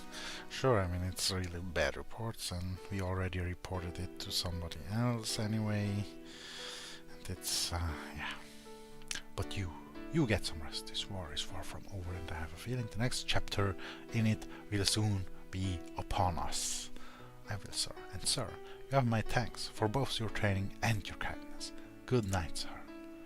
So, the moral of the story, if you wanna get shit done in a medieval setting during a siege or military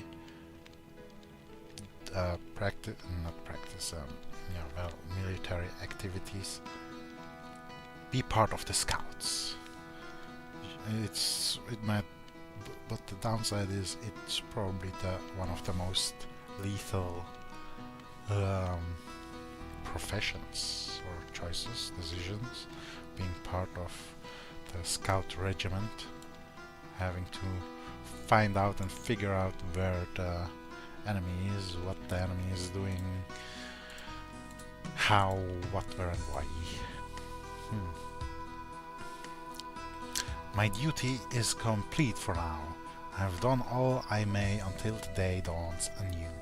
My time here in Avalon has been strange and frightening, and as I return to my chambers for sleep, I feel no shame in admitting that I fear what dreams may visit me.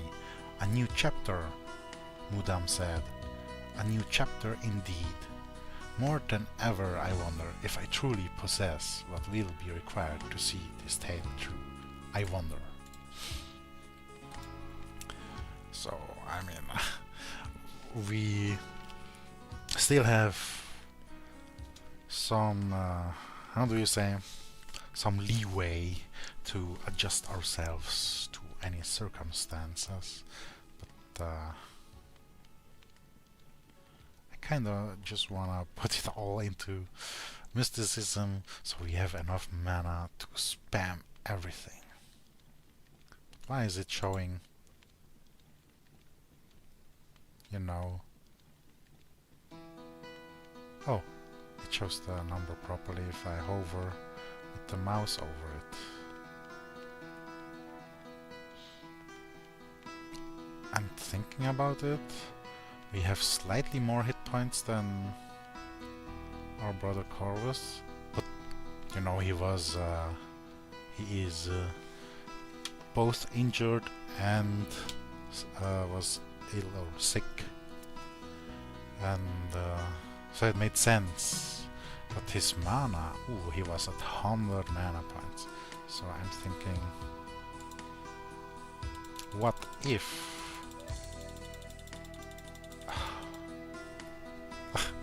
after spending over 70 points, oh, and it costs more points after reaching some thresholds, yeah? So after every 10 points, the cost increases by 1 point. That's actually very considerably designed. Just a quick sip.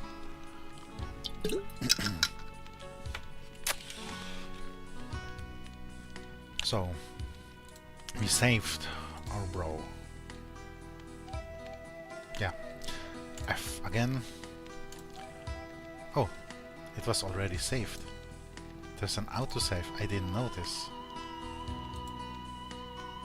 There was one autosave. So, how do I go to sleep? I mean, I can click the bunk bed.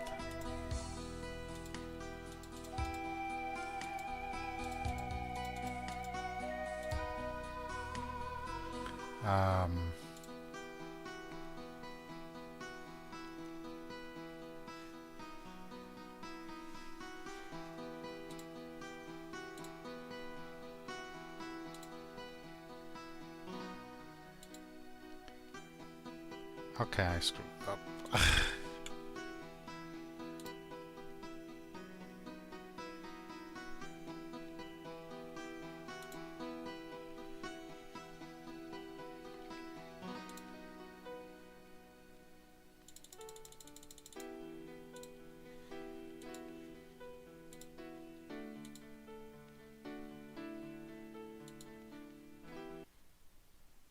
Okay. They need the task manager. Steam did it for me. Steam was able to close it without the task manager. Alright. Let's try that again.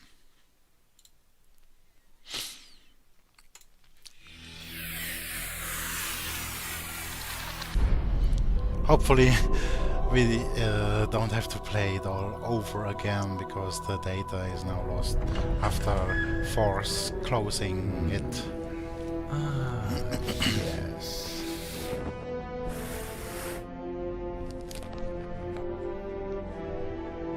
This is the tale you seek.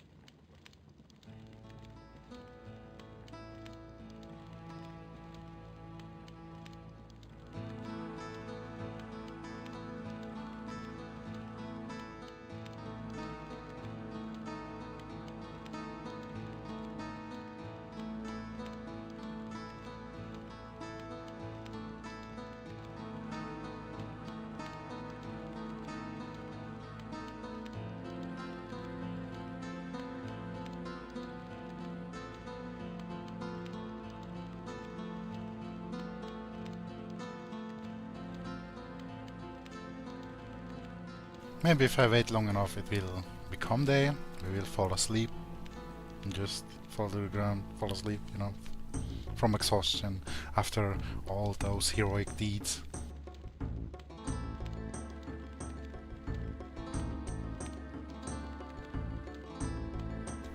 Let's figure it out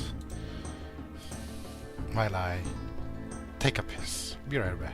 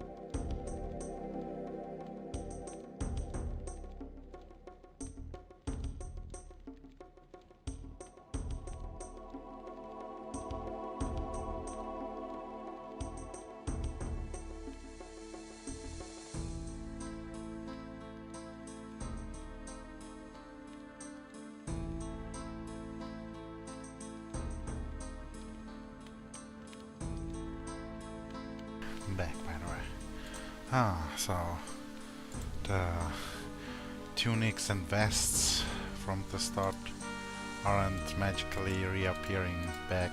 I see. And still haven't figured out how to engage the next chapter. So I have to Google it.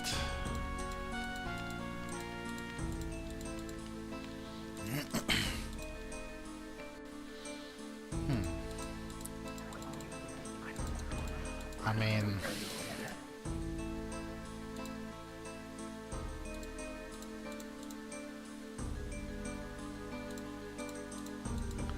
that's the Fisher Kingdom.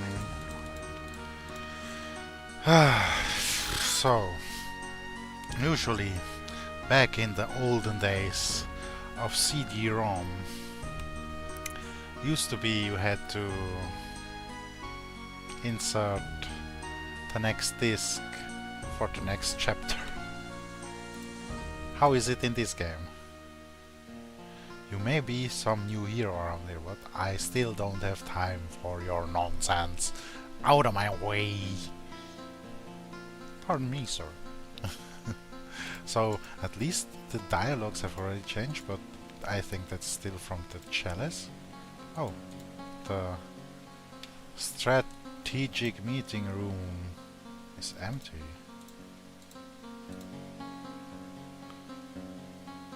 Oh, they saying what I have to do now. Sorry, the private channel.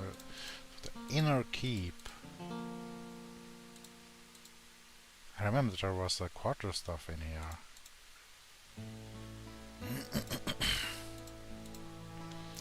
So the inner keep. It's gotta be this part, right? I mean, this is Avalon.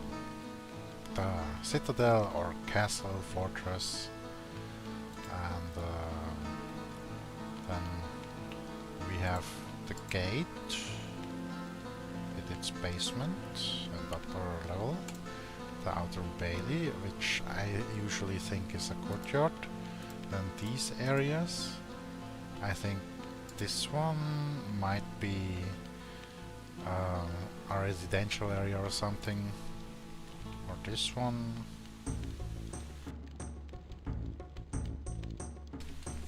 And this is where we've been. The outer keep. So yeah, this one must be the inner keep.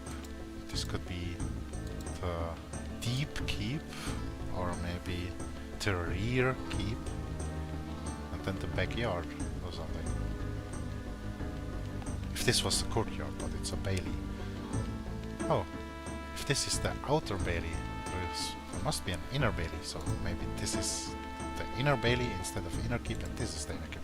Anyway, let's just go upstairs. I can't let you through unless you have I'm a hero now, come on. But he still wants papers.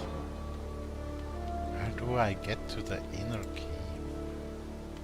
How do I get to the inner keep?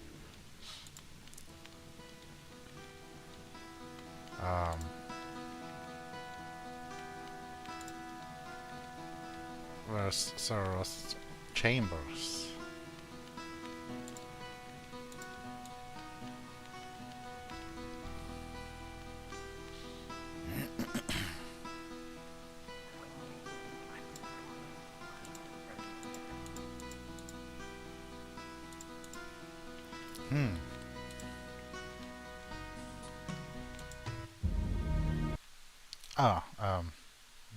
Not like this.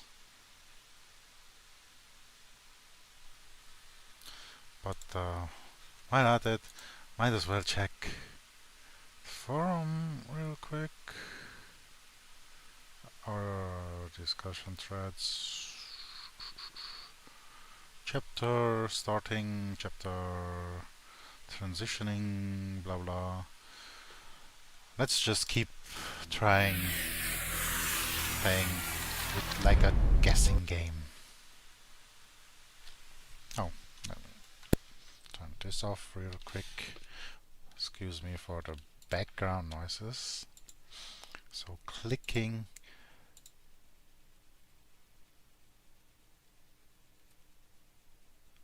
Where did this come from? Wait.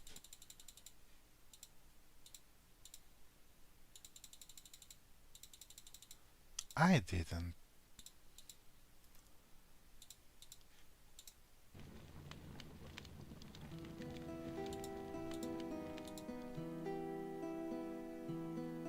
Can I? Are we in the second chapter now? Quest log still empty.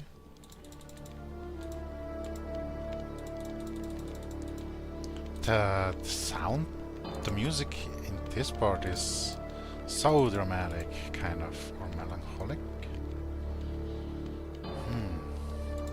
Let's check on our bro. And maybe the boss lady. Does she have anything else to say?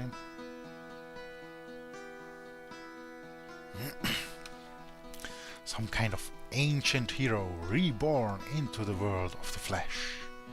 I think not, man. I found some chalice and everyone has become excited about this.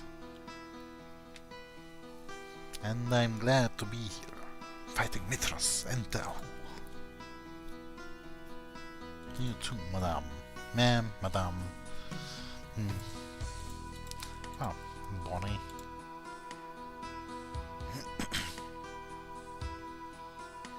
Oh, lady, you look fine to me. Fine indeed. Oh, our guy got the raise.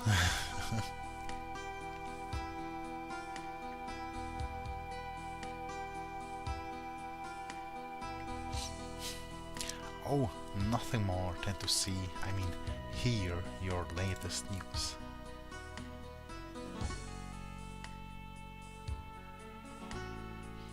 There's real beef in tonight's supper.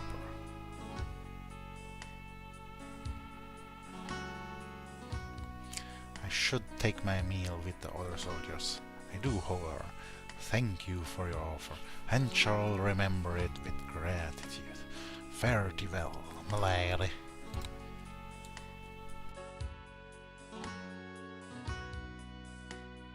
Ain't chivalry great? Yes, sir. What can I do for you, sir? For starters, you can be certain the kitchen's cellar is repaired properly, sir. Of course, sir. At once, sir. What a bit of clout for being a hero does. Hello, sir. How may I help you, sir? So now he's willing to... Now he's willing to talk. Be idle. Let's check on that wall. Especially if it's supposed to be chapter 2 now. And it's still not fixed. At least visually. Oh, by the way. Yeah, here. Shouldn't I be able to enter? You know? Yeah. Oh, this is the way. Yeah. This is a courier. Said, I will get the warning through. Ah, yes, this is about the teenage king or young king Vortigern coming as a reinforcement, and probably the Sha'ahul being informed about it by the treacherous betrayal from General Oberon. Maybe even have been given plans and strategies and routes and all the other things to intercept and destroy the reinforcement, thus ensuring the fall of Avalon. So we need the courier to get through to King Vortigern and warn about the circumstances.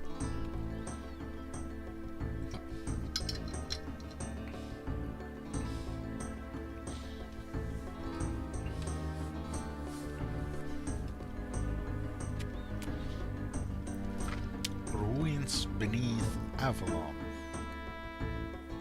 An ancient artifact, the Earthstone.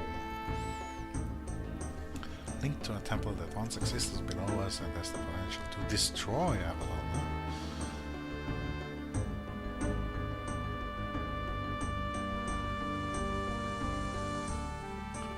What is the Earthstone? I know little of the Earthstone or its powers, just enough to decide that it poses an incredible security risk. See the sage Felic.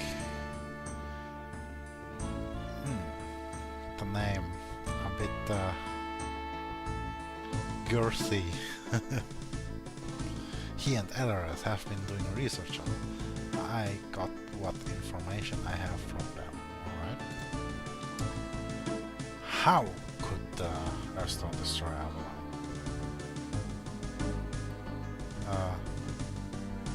What? Is he just saying the same? Alright, then please continue, Sir Roth.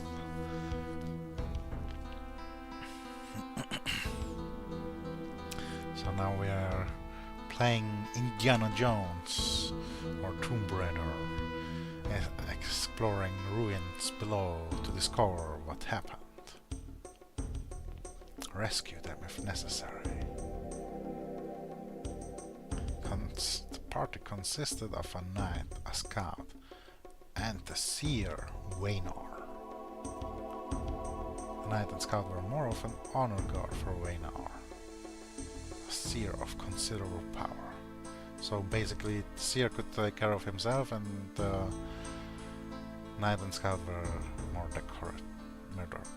decorations, kind of. His purpose in the party was to locate the Earthstone.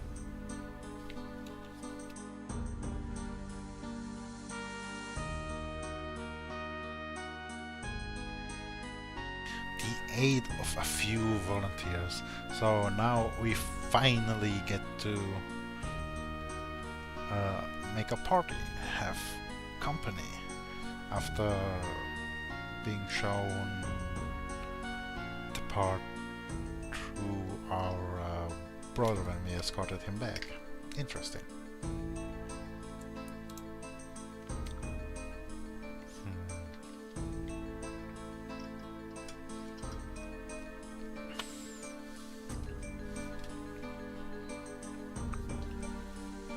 So I have to simply go check and ask, hey, wanna come explore some perilous, dangerous, lethal, unexplored ruins beneath Avalon.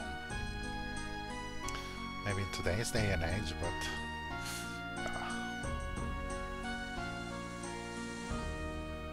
you may take no more than 2 people with you.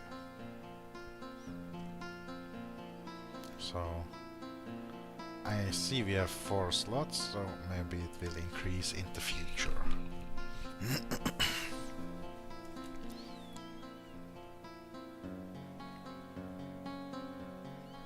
The mage Felios.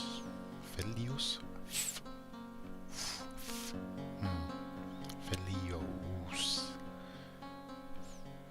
Trying to figure out what creatures our party may have run afoul of. He stays in the basement, and before you ask, he's a bit touched in the head. That could mean a lot of things, especially in today's day and age.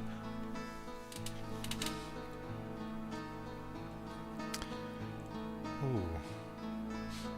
I mean, I did elaborate already on the courier, why he might be moving, but let's ask Sir Roth personally. Official business, lad. Nothing for you to worry about. Now go. Alright, nothing for us to worry about. He's been in a bad mood because he has to get through a siege. I mean, that's probably one of the most risky things any scout or courier or messenger has to do.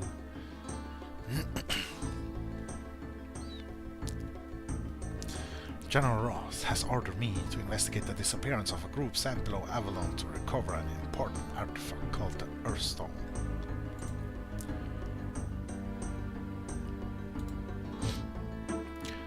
General Roth has not heard from the party sent below Avalon in quite some time.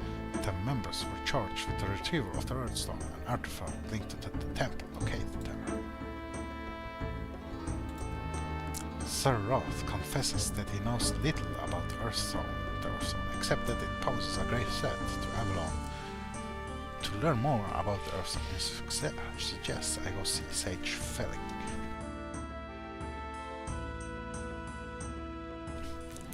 I am to discover what happened to Roth's party, consisting of the seer Raynor, whose purpose to locate the Earthstone, a scout in the night, and rescue them if possible and if necessary.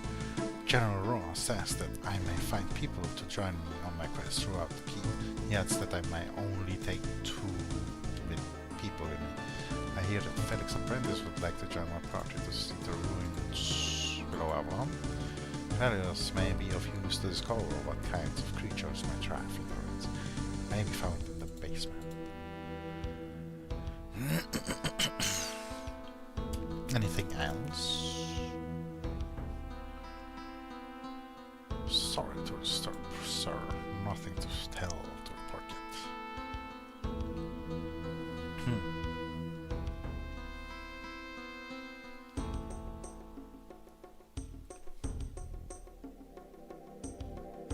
Very featured man, or how should I say?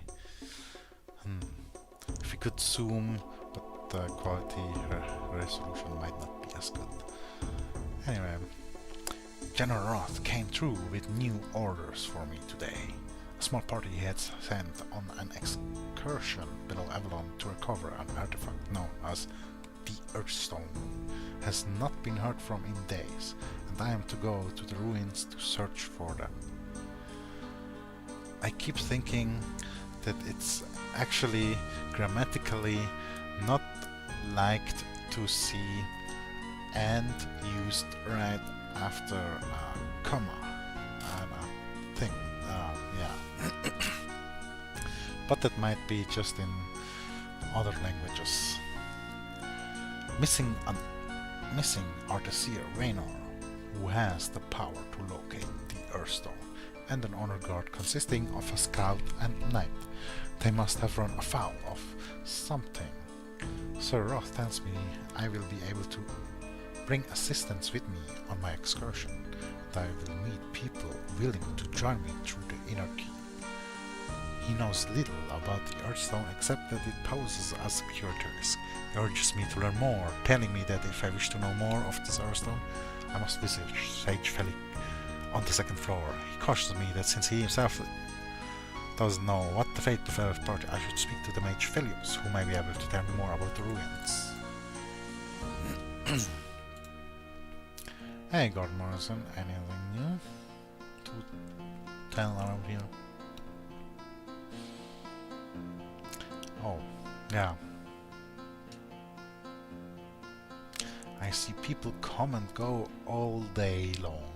Certainly the people who are truly affecting the future of Avalon. Through these doors I see the true events, and they are like some strange music that only I can hear. Pray tell, what part might you play in the history being made about us? So this guard here is kind of enjoying the coming and going of high-ranking officials as his own form of soap opera or drama show or, you know, reality TV. Who can say what one's future may hold? Right now, all that concerns me is staying alive and doing what I can to aid Avalon against the invading horde.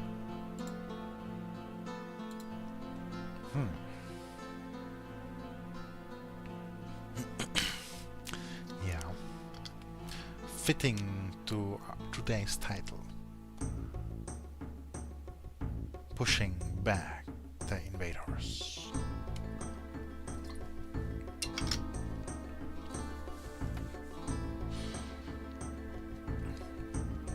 Lady Chloe,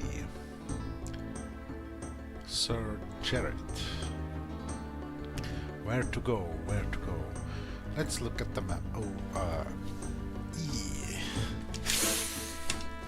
Look at that. This is gonna take days to scour every room and all the interactions. But let's check where that scout. Okay, I can't click where the scout courier went. So,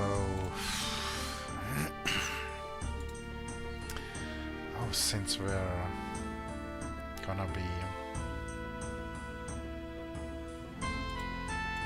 is it really just gonna affect the prices?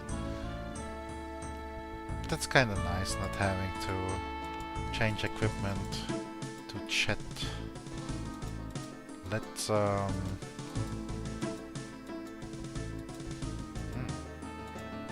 this door is already open, so let's get in there. Save first. Start of the level. Oh, it's the start of the level.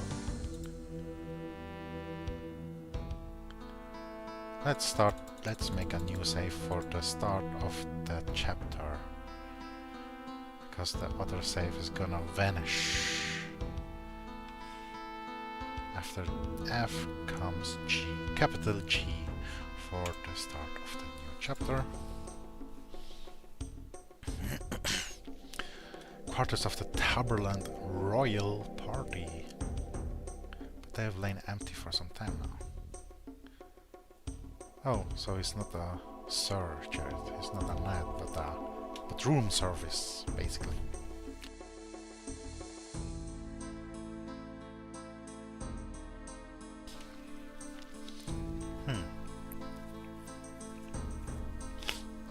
Oh. Actually, I heard a rumor that they may be returning, but no one knows exactly when. Yeah, the Taberlanders are King Vortigern, the ones just mentioned previously. Well, let's open this door for fast. Oh, there's a knight, right? Sir Leon. Sir Leon.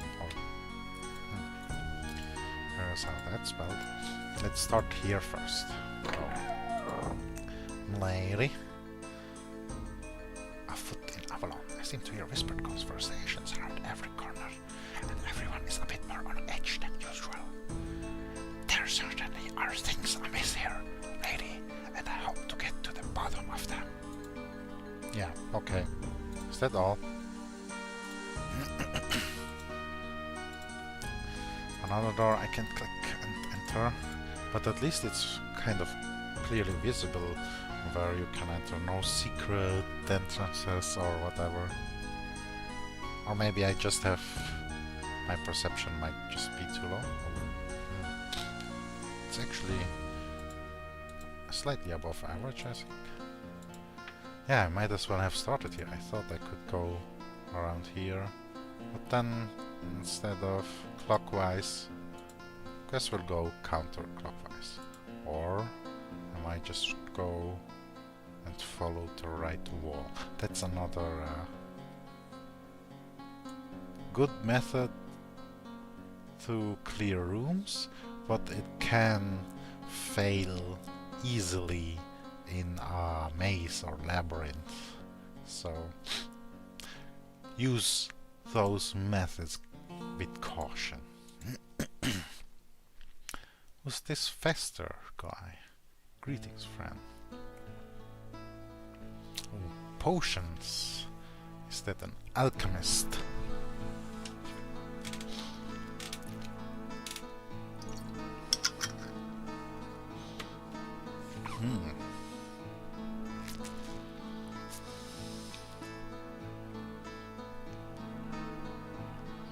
So most of these things are quite specific and then cure almost any ailments that plagues a body. But he couldn't help with the fever and stuff. However, the war prevents me from making my potions at present.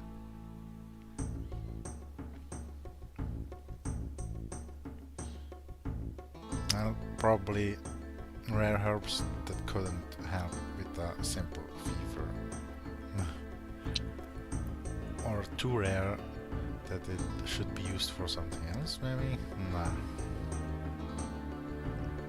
And so I don't know if I need potions for common ills. Yeah. But first that, what does a potion maker need 2 obelisks for?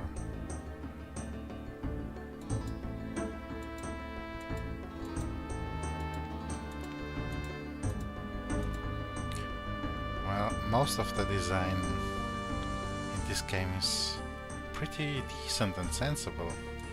Just the part with the obelisks seems questionable. Well, it's maybe magical potions. So if we're going along the wall,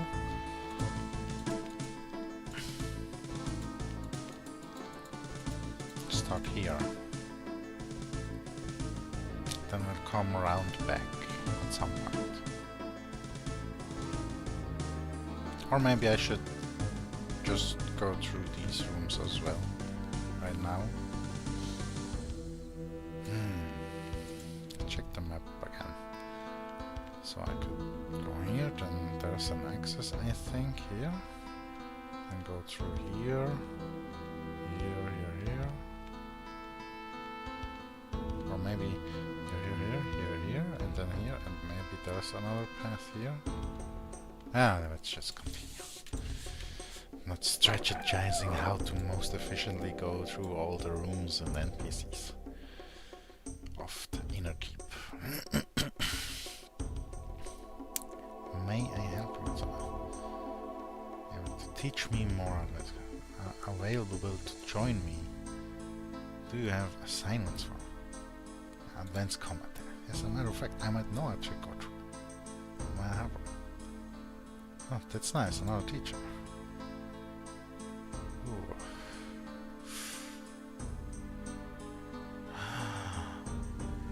Now I realize some of these, like this one, coordination, is great after leveling up coordination and combat. But these two I can already take. So let's come back to him after. Yeah, my old friend Dinadon is dying for some action. Dinadon or Dinadon or let's call him Dinadon. He's bored stiff, literally. Just kidding, he's not old, just older than most of us. Do you have any assignment for me? Thank you for your suggestion, Sir Carleon. Okay, mental note about getting training from him later. Sir Benayer, Sir Benice, Sir Benice, or Benice, is there something? Yeah. These sirs and knights are very polite. Another sign how great chivalry is actually. Yes, I was wondering if I would join me on my silence. Yeah, that's our dinner done. Tad restless. Oh. You'd have to get permission from the ambassador, however. So this Sir Dinadon is on guard duty for an ambassador.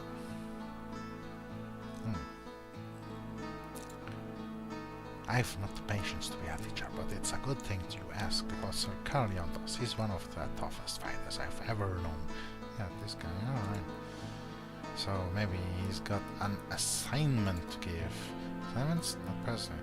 Let that discourage you. We've all got problems that need solving. Thanks for your suggestion. Farewell. Yeah, I already know that. Thanks though for the adventurer journal note. Here's a bar. A bar? Can I get some booze? Well, probably not during a siege.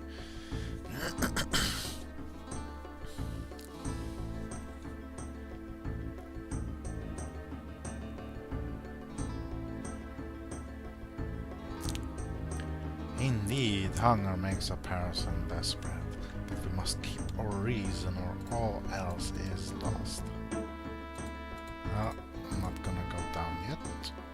Checking the rest here. That's Pauline. Here is where we house our records. So, you'd think there'd be more. But I guess Avalon has only been around for a few years in this story.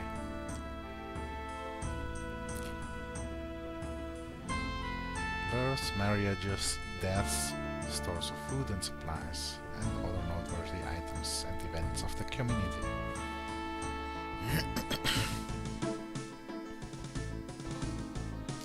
Ooh, once this was a pleasant job for him. Now I can't help but be exposed to the horrors of this war every day.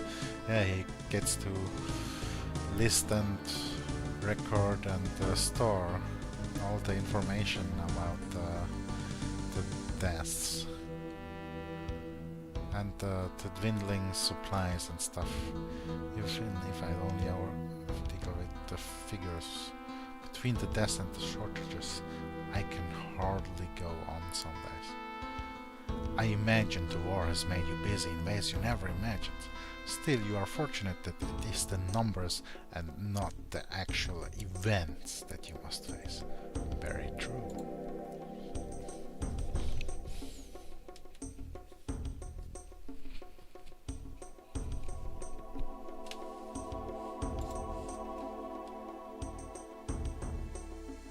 Hey, I can loot here? Oh, wow. Maybe I should give these a quick read.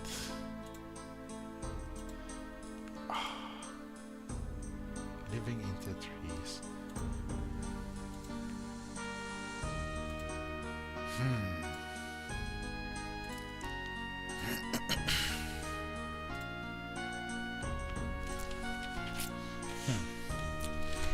Let me get a quick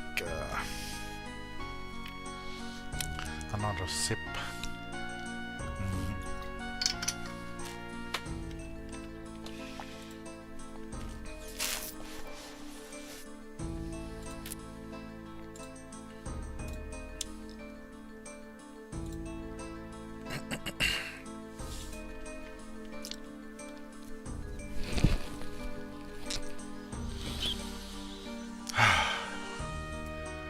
Living in the trees. Introduction. Amongst Aratoyans there is a common saying, the poorest clan mother lives better than a king. As a traveler and scholar of some renown, I have been privileged enough to break bread with several of the autocrats of the Seven Kingdoms, and this statement strikes me as a very bold one. King Tortain of Taberland sets a table like none I have ever witnessed. There was a golden plate in the middle of the table, and on it were some of the rarest and most precious of gems. All of it, even the enormous golden plate, were free of the talking. Were free for the taking. That was simply Tortain's way of showing his gratitude and opulence, if the truth be known. So you can imagine my quandary when I first heard the brash Aratoyan's maxim, better than a king? I had to see for myself. Yes, dear reader, I have made it my lifelong endeavor to shed light on the very facet of life in the 7 kingdoms. You will not find a more steadfast reporter of true and factuous information than I, and I live to serve thee.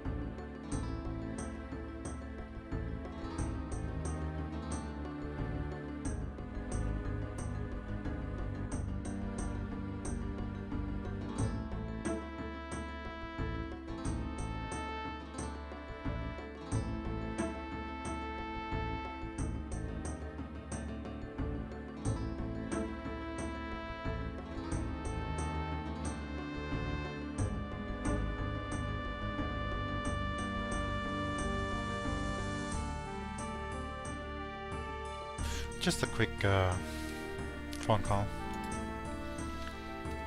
Alright. Living in the Trees, Volume 1. I entered the deep Aratoyan wood late into summer. I was led to believe that many of the bands move about less at this time of the year. How wrong my information proved to be. After several days of searching for some sign that these woods were inhabited by creatures other than the brutish bears, I was forced to dispatch in order to save my life. I came across the faintest trail sign, which proved there were people in these woods. I am a tracker and woodsman beyond compare, so when I came across the markings left on the tree, they screamed out to me from across the wastes like an eagle. They were close. I touched my finger to the tiny scratches on the tree and felt the sap, still wet from oozing out. My goal was close at hand. Living in the Trees, Volume 2. I ended up tracking this band for more than 2 weeks before I managed to make contact with them. Whenever I came across their sign, it was from just a moment ago. They managed to elude me, but barely. For as I have already stated, I am a tracker without peer in this world. One moment I was moving quietly along, and the next I was surrounded by green and brown clad men, every one of them armed to the teeth. The woodsmen were oddly silent and very watchful of me. I was sure to make no sudden disturbing motions, lest I alarm these skittish nomads. They began to trickle away one by one. I assumed they intended for me to follow, otherwise they would have pierced me with their deadly arrows and left me to be devoured by the wild beasts. I began to follow them, slowly at first, but with more and more haste as they began their speedy and ape-like travel through the forest. They are quite capable of walking with their legs like most civilized people. However, they also travel with their hands, swinging in the trees. I couldn't make out the method they use for travel, other than they seem to use for whichever form expedites their journey the most. So they all had basically individual styles of traveling through the forest, like George of the Jungle or Tarzan.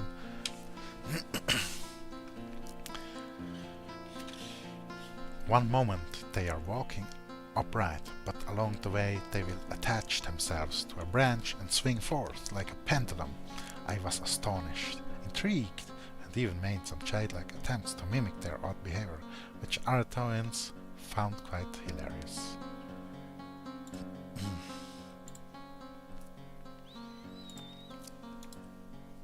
Living in the Trees, Volume 3. When I came into the camp that the band had made, I asked to speak with the clan mother. The entire band became very quiet and suspicious. I saw not a few arrows became knocked with motions so deft, fluid and silent that I'm still shocked I caught them at all. For a moment I was worried that one of the more foolish among them would loose an arrow at me and end my journey where I stood. My worries were misplaced, as I would soon learn. Only the most solid and adept among them are allowed to handle weapons in camp. They began whispering among themselves. Finally, an exceptionally old woman jumped down from the trees and held up her hands. All fell silent. "Why would you speak with me?" she boomed. It took a moment to lift my jaw from the dangling state it had assumed. This woman had to be older than the oldest of the four next wizards, and she jumped down from an enormous height as if it were nothing more than taking a step. I swallowed and told her I would like to ask her some questions for posterity's sake. She eyed me curiously and nodded, then jumped, grabbing hold of a low branch and deftly climbing into the denseness of the forest canopy. Sharp-tipped arrows disappeared, and the Artoians all resumed their activities. I scrambled into the trees, much to the amusement and delight of the children in the camp, might I add. Though I am a man of the world, tree climbing is not a skill I have been fortunate enough to master. Once above the level of the lower branches, I came to a sort of clearing in the branches, which had been floored with tautly pulled canvas and rough planks. The clan mother waved to me from a distance and motioned towards what I assumed was her tent. Inside was one of the most elegant and comfortable abodes I have ever entered. Elegant! What from the outside was nothing more than camouflaged canvas was actually a brightly decorated and urbane living quarter. There was no furniture as we understand it, rather there were plush cushions and low tables positioned off the sides. Velvets, silks, satins, and cottons of the finest weave and quality adorned every corner of the old woman's home. So they traded with people from a Silk Road or something. This predates actually the Silk Road and stuff. Probably, possibly. She positioned herself gracefully on a pile of pillows and began arranging the most delicious refreshments on the table between us. I asked what I was eating, but the aged woman only smiled and said, "If I told you that, then anybody would come live in our forest." If I told you that, then anybody could come live in our forest? So it's made of something that people would very much like. Usually it's different, yeah. So next set of books.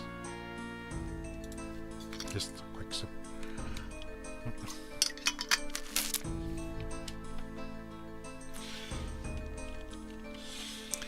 Rather than relate to you, moment to moment, the details of our conversation, allow me to briefly summarize what I learned from her. The camp that I had been led to was known as a hold. All but the most nomadic of clans has a hold. It consists of a clearing hacked into the branches of the thick canopy centuries ago. This particular hold was more than 300 years old. The forest comes to accept the hold as a part of itself and continues to grow around it. There are usually only a handful of standing structures within the hold: the clan hall, the clan mother's tent, and the different band houses. A clan is a loose affiliation of anywhere from 3 to 50 bands, as in the case of the Ravenwood Night Clan. The clan I had come across calls itself the Low Birch Terrats clan and consists of 22 different bands. Only 5 of the bands were powerful enough to have band houses in the hold. The others, like the one that led me here, lived out in the forest and protected the clan hold. The markings I had discovered on the tree were actually a border sign, separating the clan holds from each other. There is a difference between the hold and the clan hold. The hold is simply the clearing in the trees where the clan hall and the clan mother's tent are located. The clan hold is the hunting and foraging territory the individual clan possesses. The clans zealously guard and defend their clan holds, which are in a state of constant fluctuation, depending on the migration of animal herds. An attack on an actual hold is unheard of. The hold is considered sacred space, guarded by ancestral spirits. Any individual or band that attacks a hold is black-marked and hunted down by all woodsmen, regardless of clan affiliation. Even at the height of the fall of talents, the holds remain safe places and refuges from the fighting. Opposing clans will defend each other's holds, then return to killing each other over their clan holds the very next day. A curious but oddly inspiring state of affairs. So, sanctuaries, where they even allow, that during a war. The position of clan mother is a holy one. Physically, she is the oldest living descendant of the original line of the clan, sometimes going back more than 1,000 years. Spiritually, the clan mother is a direct link to the spirits of the clan's communal ancestors. She is capable of holding palaver with them and bringing answers back to the clan when the need arises. What's a palaver? This game full of such old-timey spelling words and blah. But not gonna Google it. Maybe make a mental note. Palaver.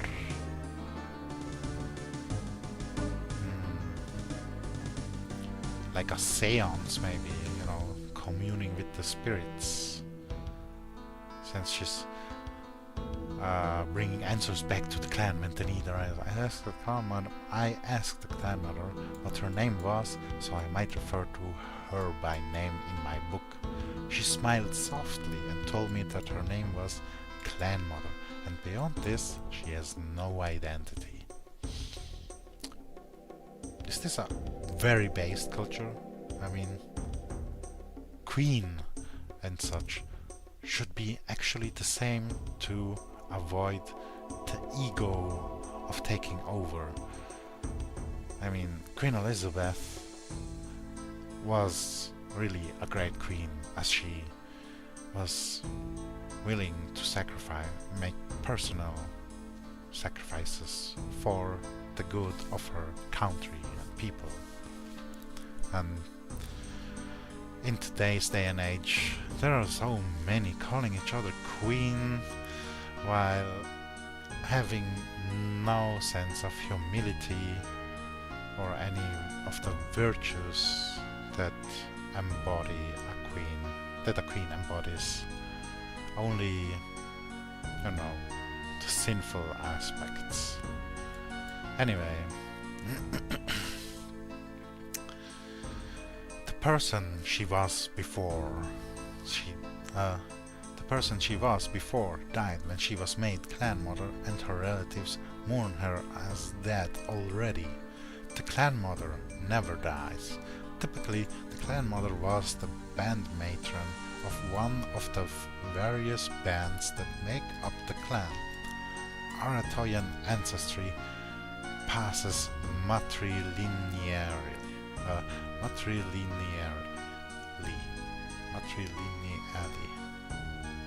Oof, tough to spell that kinda. Matrilineally. So the oldest female of the band is usually the leader. The bands are all related to each other through blood, though each represents a different family. Once a boy reaches the age of 15, he is cast out of his band and must make a place for himself among another band, thus maintaining the flow of Aratoyan blood. The females of the band remain all their life, unless they should be called to be clan mother. In that case, they belong to all the bands. Based? I mean, they even avoid direct ancestry and such. A very thought out cultural aspect in the game. The developers back then really put in the effort, even to such lore and flavor text. Next set, second last triple bands. The clan hall is a meeting area within the hold that the clan uses when they need to conduct clan business. Clan business includes declaration of war by the nation of Aratoi or the clan itself, nomadic migration rights, inner band disputes, and the appointment of a new clan mother. The clan mother's tent is passed from mother to mother. In fact, the very furnishings of the tent can sometimes be generations old. No one is allowed to enter the clan mother tent without invitation under the penalty of death. The Aratoians are strict about enforcing this rule too. Interruption is believed to cloud their line of communication with the spirits. The individual band houses are a much more complicated story. Only a band strong enough to defeat a primary band can have a band house. So this last part is also interesting, but this is a very based matriarchal society.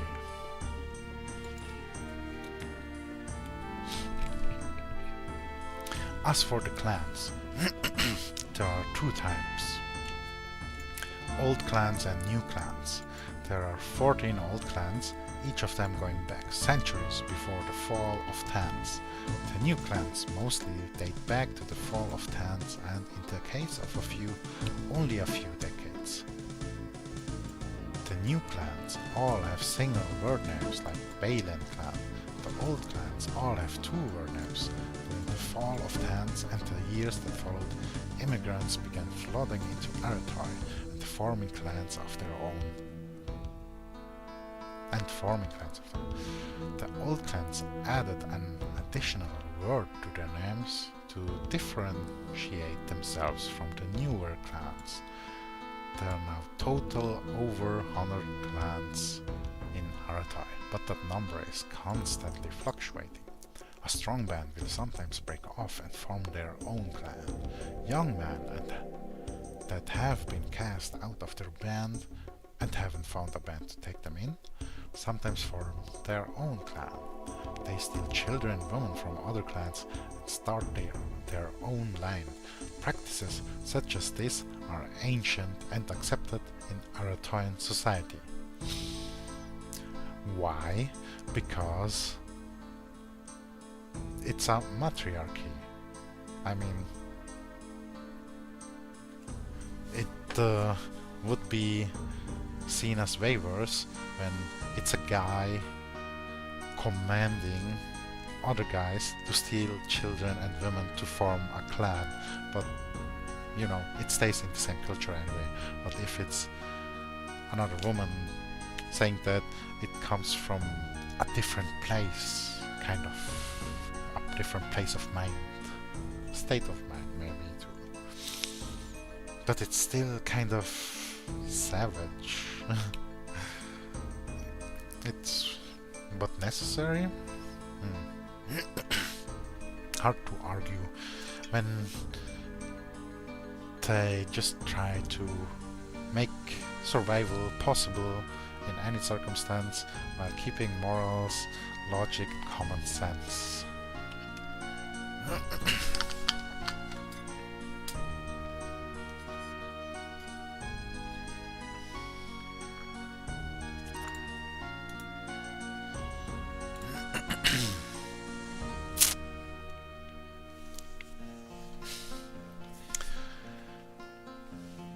Living in the Trees, Volume 11. The clans place great importance and reverence on woods lore, specifically the skills of archery, tracking, hunting, and stealth. Children begin at an extraordinary young age to master these skills. They begin learning to climb trees before they learn to walk, and as soon as they are strong enough to pull a bow, they begin archery lessons. These skills are viewed as vital to survival in their society, as well as being another aspect of their rich tradition. Different clans and bands place more or less significance on different skills. A band that mostly hunts and defends the clan hold will emphasize archery and hunting, whereas a band that concentrates on attacking the other clan holds and tracking herds will place more value in stealth and tracking. Some Arathoins achieve a level of skill to where they are selected to be in what is called the Hold Guard. The Hold Guard are the only ones allowed to carry weapons inside the hold. All others must either enter unarmed or disarm in their band house. There are few people anywhere in the world whose skill in woods lore can match that of a hold guard. So, something beyond a royal guard, in a sense, or similar to a royal guard, where a meritocratic royal guard, basically, where they really are among the best and highest when it comes to mental maturity and skills.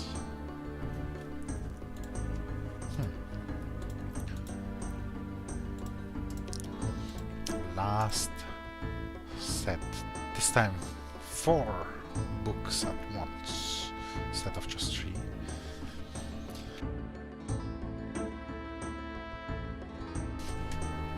Living in the Trees, Volume 14. Wait. Did we skip 2 books? Yeah, there's now 12 and 13.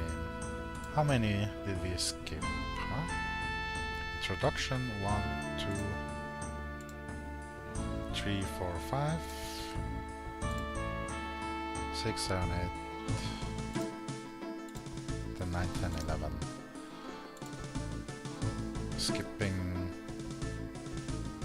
12 and 13 for some reason. Living in the Trees, Volume 14. Oh, so is the rest of his discussion with the clan mother is redacted like the Epstein files. I then made the mistake of asking about her conversations with her ancestral spirits. The clan mother's eyes went very wide and she got up and left her tent. Shortly thereafter, 2 hold guards entered the tent with arrows knocked and asked me, quite politely I might add, if I would leave the hold. I was astonished, to tell the truth, but dear friends, what other choice did I have? I gathered myself and descended the trees, followed all the way by the guards. When I reached the ground, they blindfolded me and led me around the forest. I tried to maintain my directional perception, but it was futile. We traveled in circles, up trees, across thick branches and down another tree. I had no hope of remembering where I was. After some time, they stopped me and I was left standing for a moment. Then the blindfold fell away. I turned around to discover that the guards had disappeared. Yeah, so he messed up. Living in the Trees, Volume 15. I spent the next few weeks searching the forest for signs of another clan. I came across a band occasionally and attempted to make conversation with them. Unfortunately, they seemed to know already who I was, and they refused to answer my questions no matter what the subject. Kind of like the scammer bands in, the foreigners in Japan, for example, or Paris, which more or less famous YouTuber traveler has been covering or uncovering. Anyway, they merely indicated the shortest route out of the forest and encouraged me to be on my way. These are at least way more polite, eh? I never felt threatened. I was simply treated like an outlander, a true interloper. I was unwelcome. After several weeks of this treatment, I became dejected and made my way to Peregrine, where I was treated with the same courteous distance as in the forest. To say the least, I grew wary of this behavior and left Arathoy within a few days. Since returning to a world with customs and mores I am more familiar with, I find I regret having to leave Arathoy on bad terms.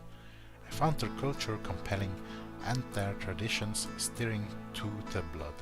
I hope one day to return to their forest and continue my study, but I fear this will not occur for many years. Maybe he redacted those other volumes as a favor in hopes to get back in the good graces of the Arathoyans. Just speculating, spitballing. Living in the Trees, Volume 16. So, friends and admirers, I have once again descended into the wilds and returned unscathed. I risked my life and safety time and time again, but only to bring you true and important information. Without complete understanding of ourselves, how can we hope to understand the vastness of our world? Until next we meet, may your visions be true ones and your dreams be worthy. Then this special last one, Living in the Trees, Volume 96.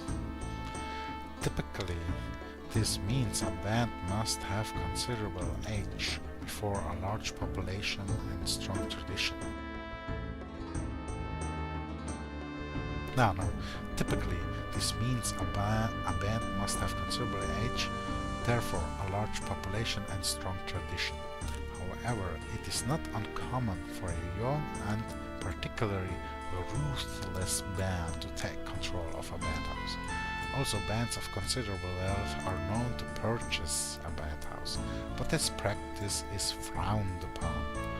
Inter-band disputes are common and incredibly violent. The balance of power within the clan will ebb and flow with the clan mother moderating it through the influence of the clan's ancestors. A new band is formed when a band matron comes into conflict with the band mother. Usually there is a struggle of some sort and factionalization of the band follows. Rather than allow the factions to battle it out, the clan mother can sometimes intervene and allow the formations of a new band. This is not exceptionally rare, but it's seen as a sign of weakness within the clan. The strongest clans have the fewest bands, like the Long Oak Bury clan, which only has 3 different bands. It is said that a single band of the Long Oak Bury clan can rival any other clan in Arathoy. Moral of the lesson: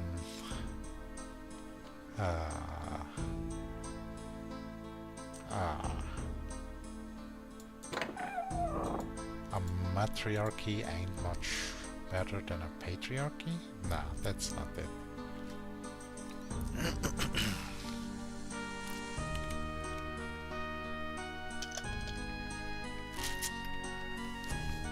Not gonna lie, lips kinda getting dry, not very used to storytelling that much, or reading out loud that much.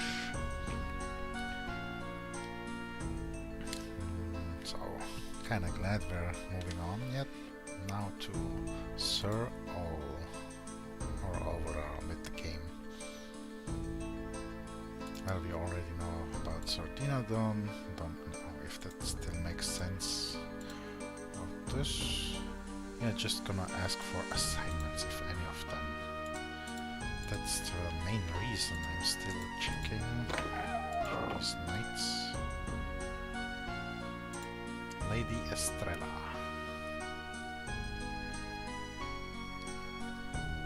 Ah, chambermaid Estrella.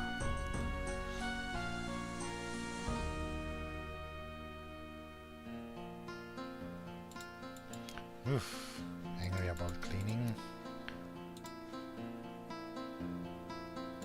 Yeah, this room first. You need a key. Sir O'Keem. Okay. Curious why I need a key for that one. This one I can just walk through. Who's he? Lucius, Ambassador of Elythria. Please excuse my interruption, Ambassador Lucius. Near the quarters of King Ryans. Oh, this must be King Ryans then. I met Lucius, the Elythrian ambassador. He seems quite rigid, but I suspect he is a fair man. Yeah, fair point. Ooh, am I gonna check this side too for now? Yeah. Would make sense. Somehow getting the feeling, yeah, safe after all this time. Maybe it crashes again like at the beginning. Are they having an affair here? No, don't think so. Sir Tortain? Wait.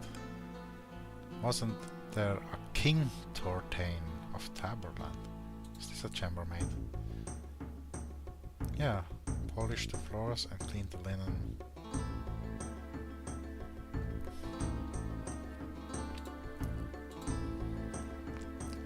Sir Tortain.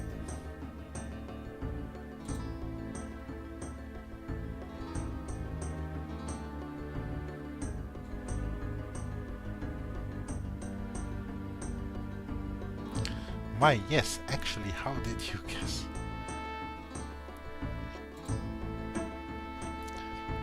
Yes, you adventuring types are all alike, always poking your noses into our rooms, sifting with your grubby paws through our belongings, asking us the same questions.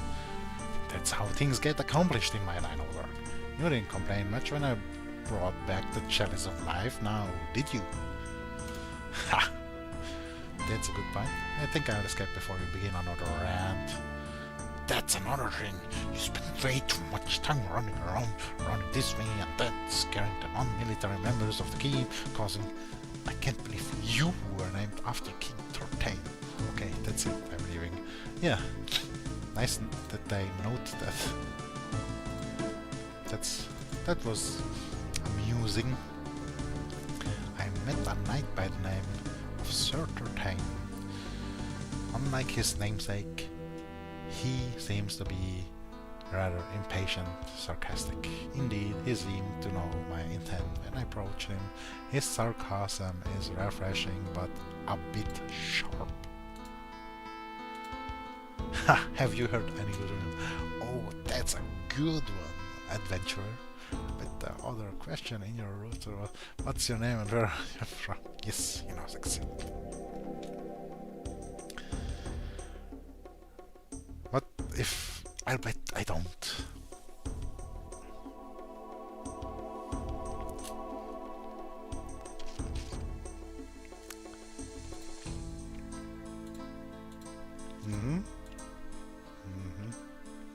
So, comedic relief, night sarcasm or whatever. Any good game has those. Even the non-joke parody games.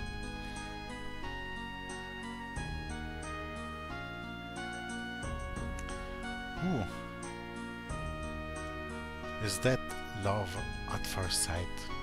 If you're being invited to join a lady you just met? Probably not. Regrettably, I must decline. My duties are pressing and I cannot spare the time to properly appreciate such beauty.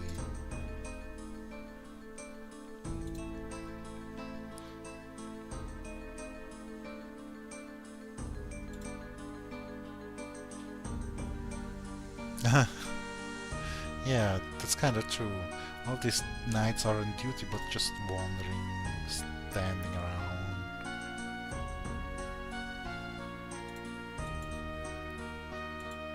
Can we enter here?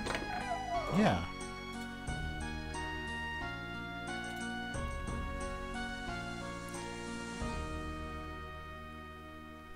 Do you have any advice for a young officer aspiring to greatness?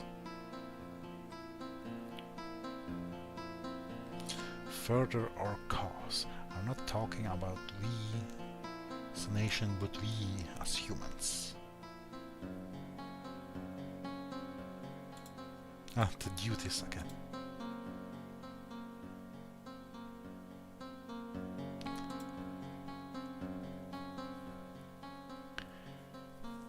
He could say what the retinue is. I mean, he just wasted saying that he doesn't want to talk about it, but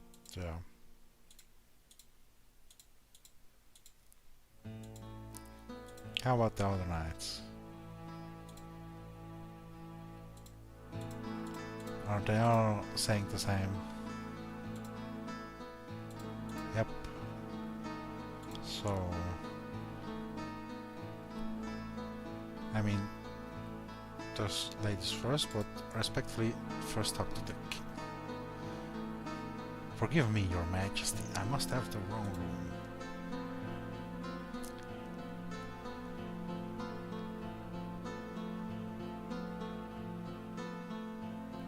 Oh, a queen with humor.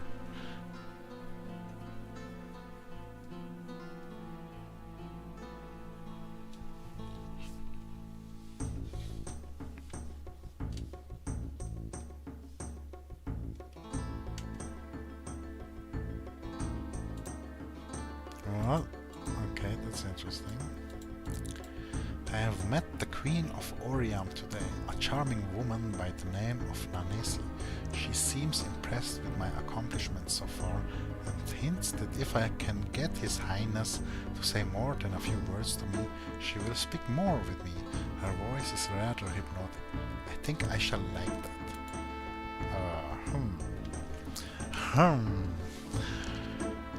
Very interesting situation or relationship. I don't know. But we don't have enough information or content to cause more stuff to be said by the king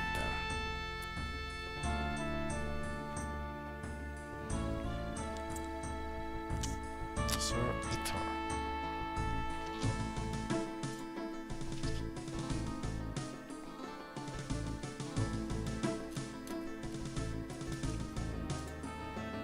Just doing my part.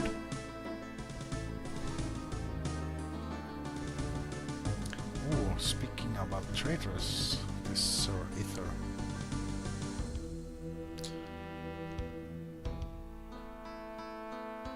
Ooh, he suspects a fellow knight in the king's retinue might be another traitorous betrayer.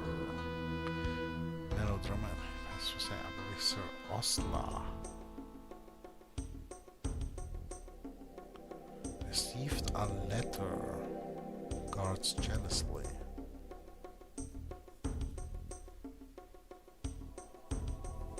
Message from the enemy.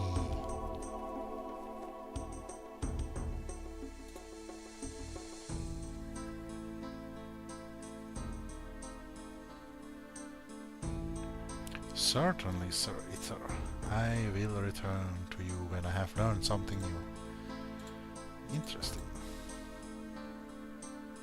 Sir Ether, a member of Ryan's retinue, has asked me to retrieve a letter from Sir Osla, a fellow knight who he believes possesses a letter proving himself a traitor. One of King Ryan's retinue approached me with a strange request today. His name is Sir Either, and he is concerned that one of his countrymen, a man named by the name of Osla, has turned traitor. Fascinated, I bid him continue, and he told me that Osla has received a letter that proves he is not turncoat. Either believes that this letter is from the outside, and that if I can recover the note for him, he can request a personal audience with King Royans, expose Osla's treachery, bring him to justice. I must find a way to end the threat the conspirators represents, so I have accepted his request. Could be that this guy is setting the other up, but who knows? Let's check out the rest of these first. This might be a bigger area down there too.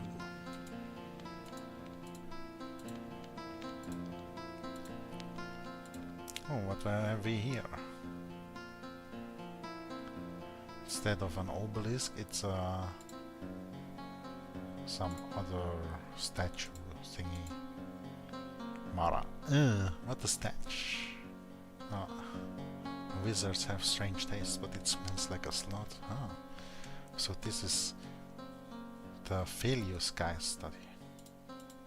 But he's not here. That's the guy we were supposed to ask about what creatures might lurk in the ruins. Is this another chambermaid? No, this is Lady Fenshire.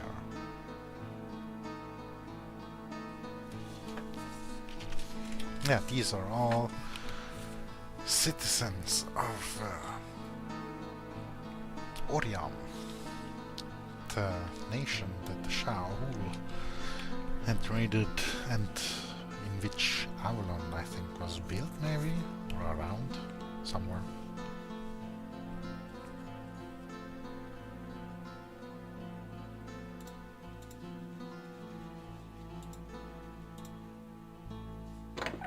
Sir Akalon.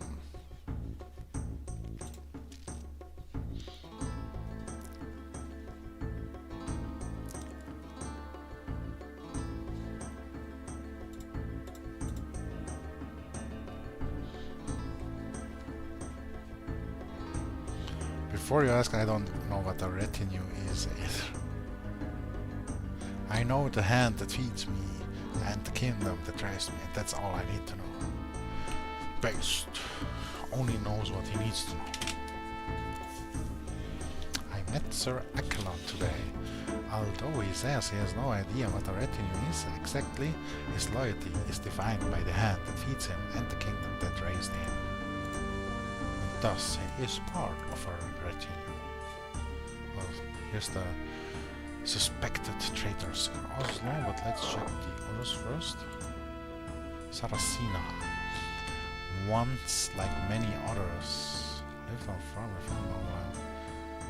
Avalon is my only home. Your story is a sad one, but here in Avalon you are surrounded by others who share both your faith and a desire to overcome the beasts who caused it. Two letters. What's this letter? Danielle, my life, my love. Every night I think of you, around me. Love letter. But why would they write out this whole love letter while the other love letter wasn't? Yeah. Oh, from an Aratoyan, so a forest dweller.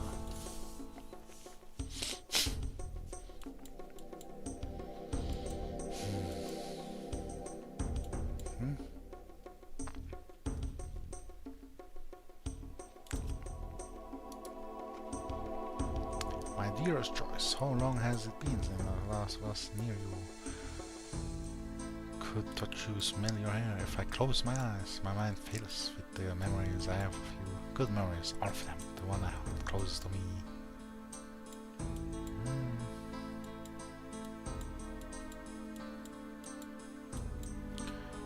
Seek my fortune, yeah, I could ask your father for a hand in marriage, or I guess defending our way of life.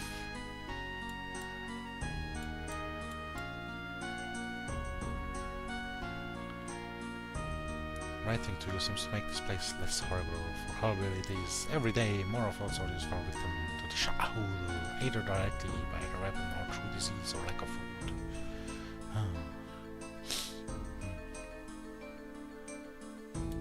So, no clue about this. Why this is even here. Oh, these are the wizard guys. Yeah? Felix and Felix are apprentice. So the guy and the possible companion.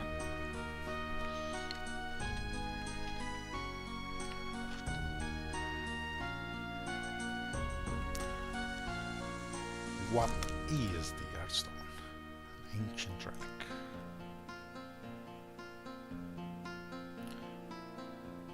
What powers does it possess?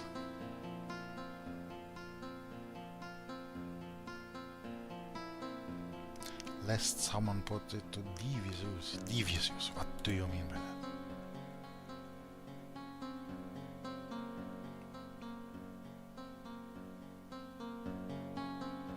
If replaced in its original location, will raise the temple from its subterranean depths to earth level.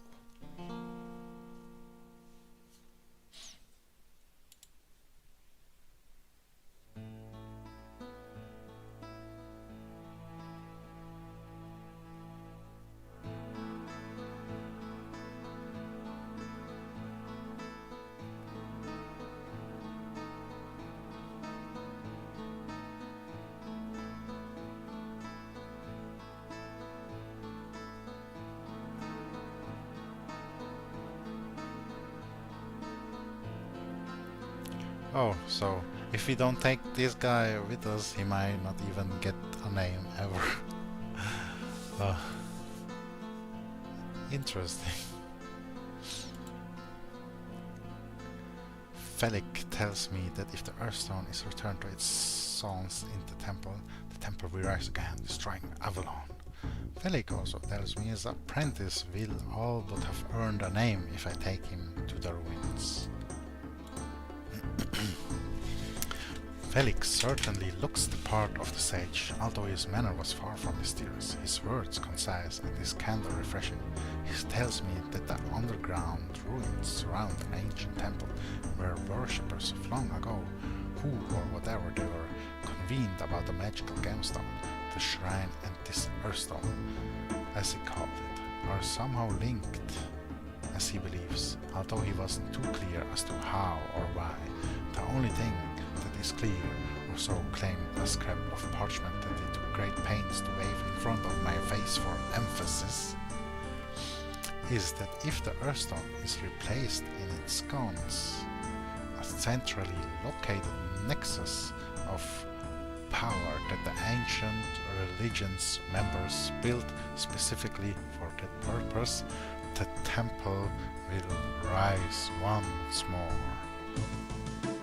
Without any semblance of a pilot, the fusing of stone and temple will cause the latter to emerge through Avalon, effectively annihilating it.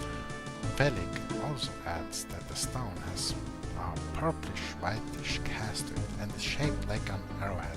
Clearly, it must be retrieved. The potential for the fall of Avalon is too great.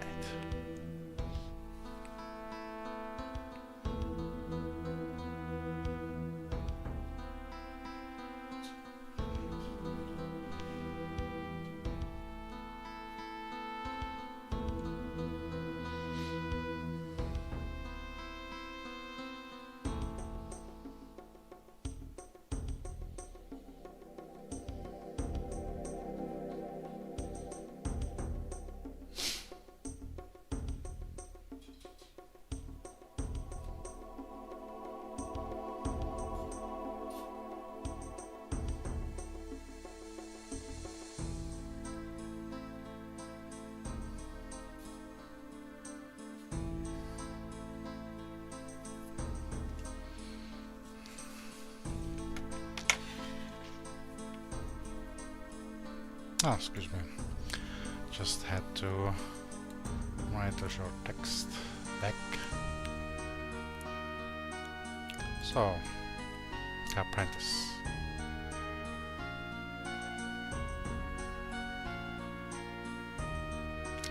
Be still, weakling. You will speak only when requested. Is that understood? What kind of dialogue choice after all the, you know, other dialogues so far? Suddenly being like, yeah.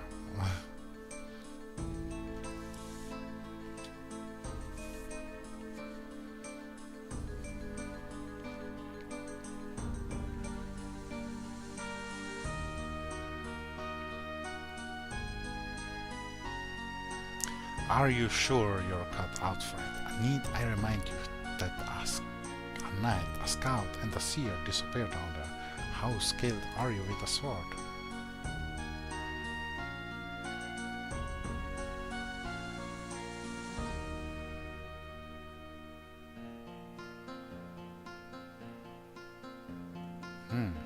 Do we take him with us now already? It's not gonna help in dialogues having them with us. Maybe they can carry some loot with us. So, yeah, carry this for us, will ya?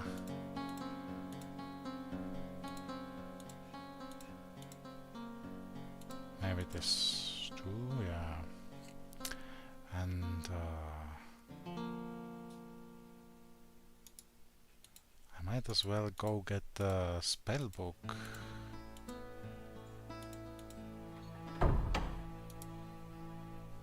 Black robe, a body length gun, favored by those who practice the mystical arts. Well, then I might as well give this to him, right?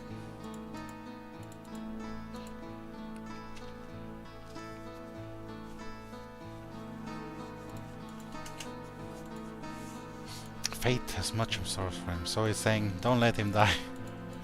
Okay.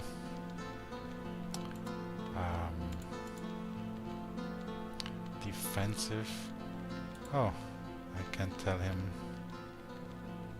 Ah, magic, melee, hold. Yeah, use defensive magic.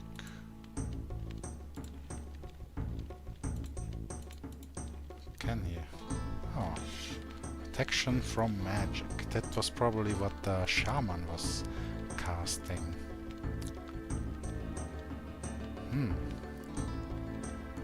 Or maybe aura of iron. Yeah, that's probably it.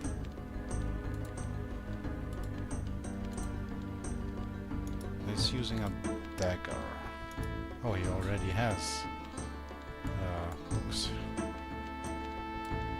Green leather book detailing wards against the elements. So he becomes less efficient in melee or bow, basically physical combat,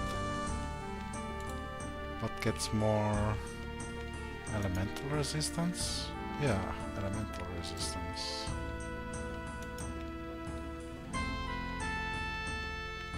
Damn, that's a pretty good ring. But it's his stuff. The only thing I can change are his armor and his weapon, not his rings.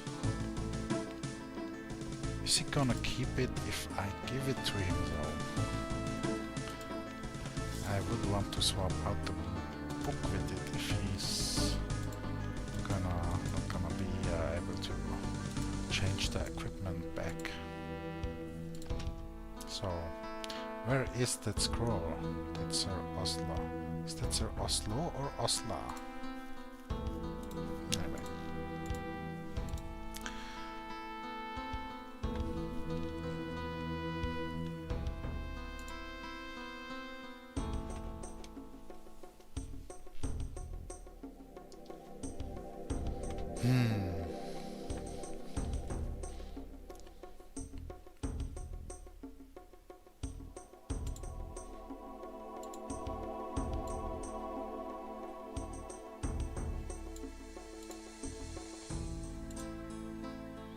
I spoke with Sir Osla today.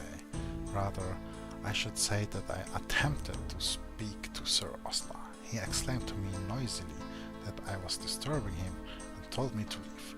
No matter what I said, his reaction was the same. Regardless of my questions, he would only tell me to leave.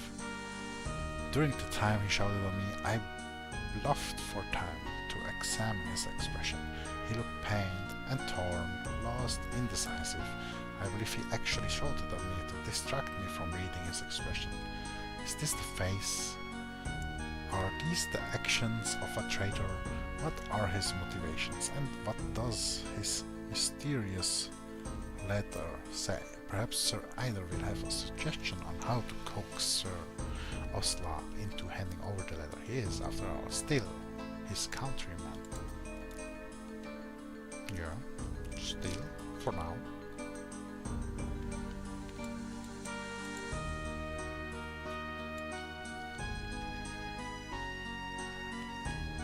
Could this be a side quest we might as well get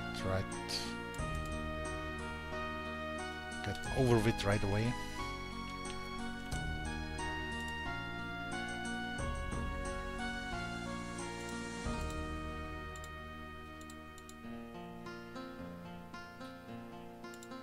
Yeah, just be more persuasive with a weapon or with words.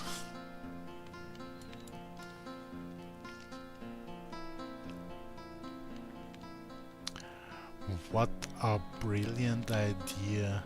Who could have come up with that? I mean...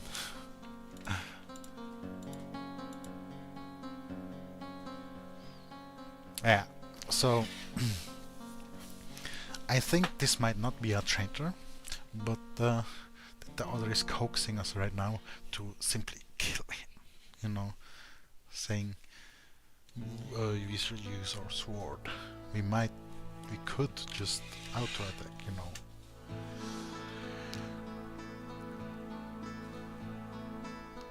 I know about the letter, Sir Osla. I know it tells who the traitors are. Give me the letter and I assure you that the alleged traitors will be given a fair trial.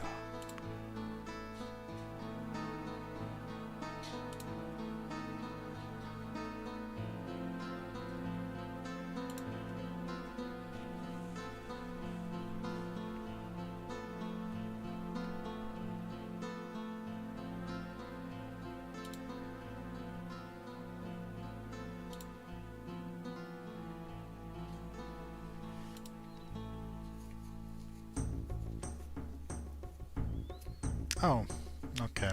The letter is actually a communique from Overon, the traitor, to Eider. It contains orders. So now you understand, yeah.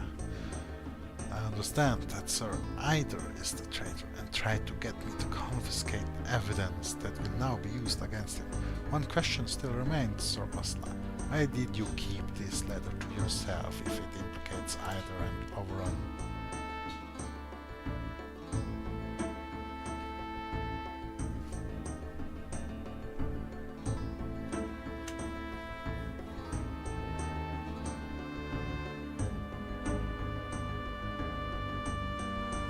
I understand, Sir Osla, but Overon's treachery is already known among the officers of Avalon. Allow me to bring this news to the king. Why hold back with it?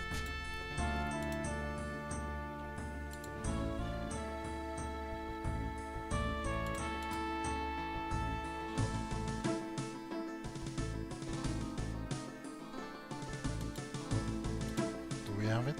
Here. A sealed letter.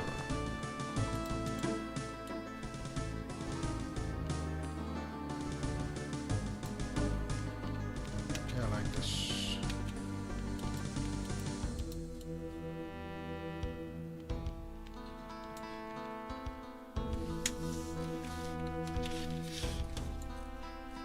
What if we just slay the guy?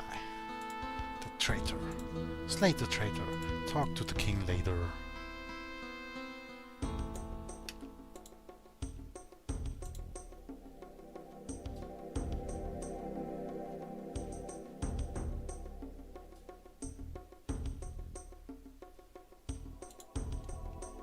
Ha! Here, he gets hostile.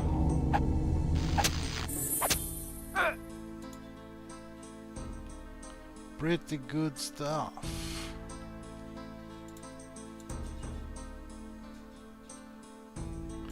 Well, maybe they're gonna hate that I didn't get to give him a fair trial. But the thing is, it's more about getting information out of the traitor. So, yeah. Oh, and we're gonna be pleasing the queen by making the king talk a bit more.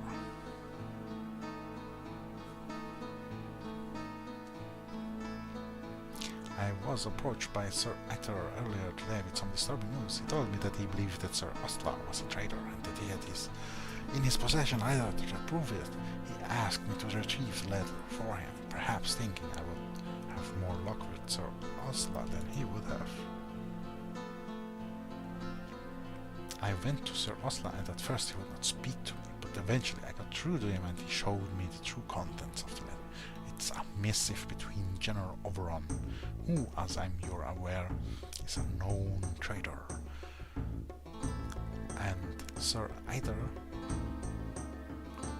Ostlar, and I decided that I should come immediately to you with this document and let you decide what is to be done. I have the letter on my person, Your Highness.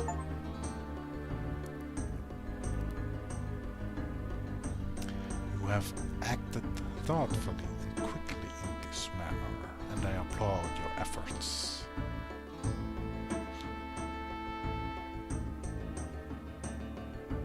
Yeah, I won't just, arrest, but also interrogate such a traitor. King Ryans has had either placed under arrest.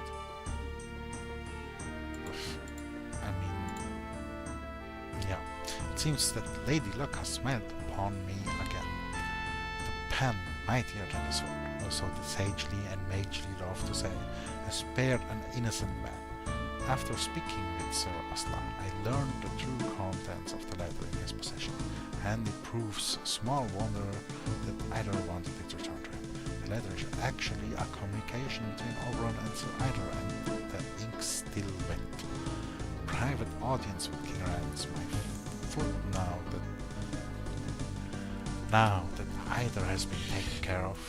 The proper version, Osla and King Rance both are more than merely grateful. Let's make note of this. These men will be powerful allies.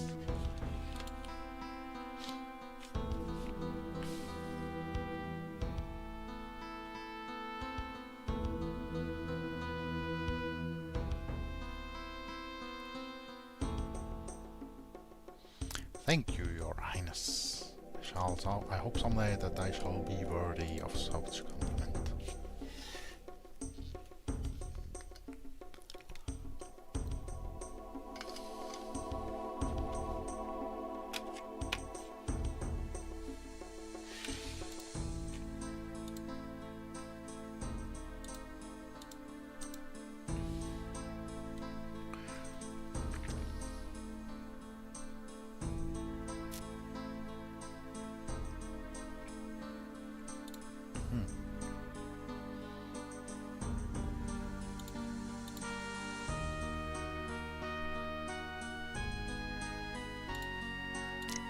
Yeah, these knights still saying the same. That guy vanished. Or, yeah, arrested. Out of sight, out of mind. Queen Nanesia, shower me with compliments of affection.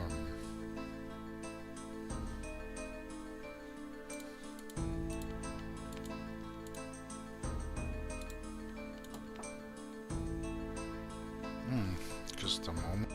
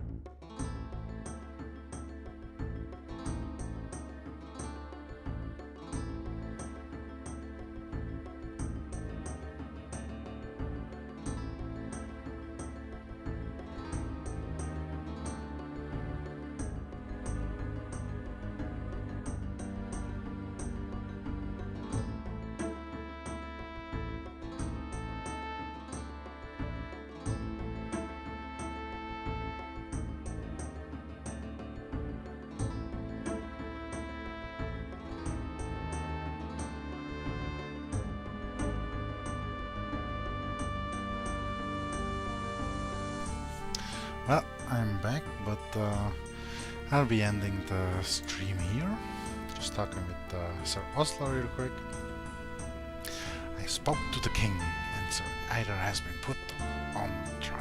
Beyond that, I understand that no charges are to be filed against either of us. Thank you, Sir Oslo. Fare thee well. Then we can explore the rest of this part, but at another time, tomorrow, today, depending where you are. But for me, it'll be tomorrow. Yeah, lots more to explore in Avalon. So Oslo has expressed to me his gratitude for my help in bringing the Sir Eider debacle to a conclusion. So, well, thanks for anybody who has watched, thanks for the follows, and see you soon. Saving here.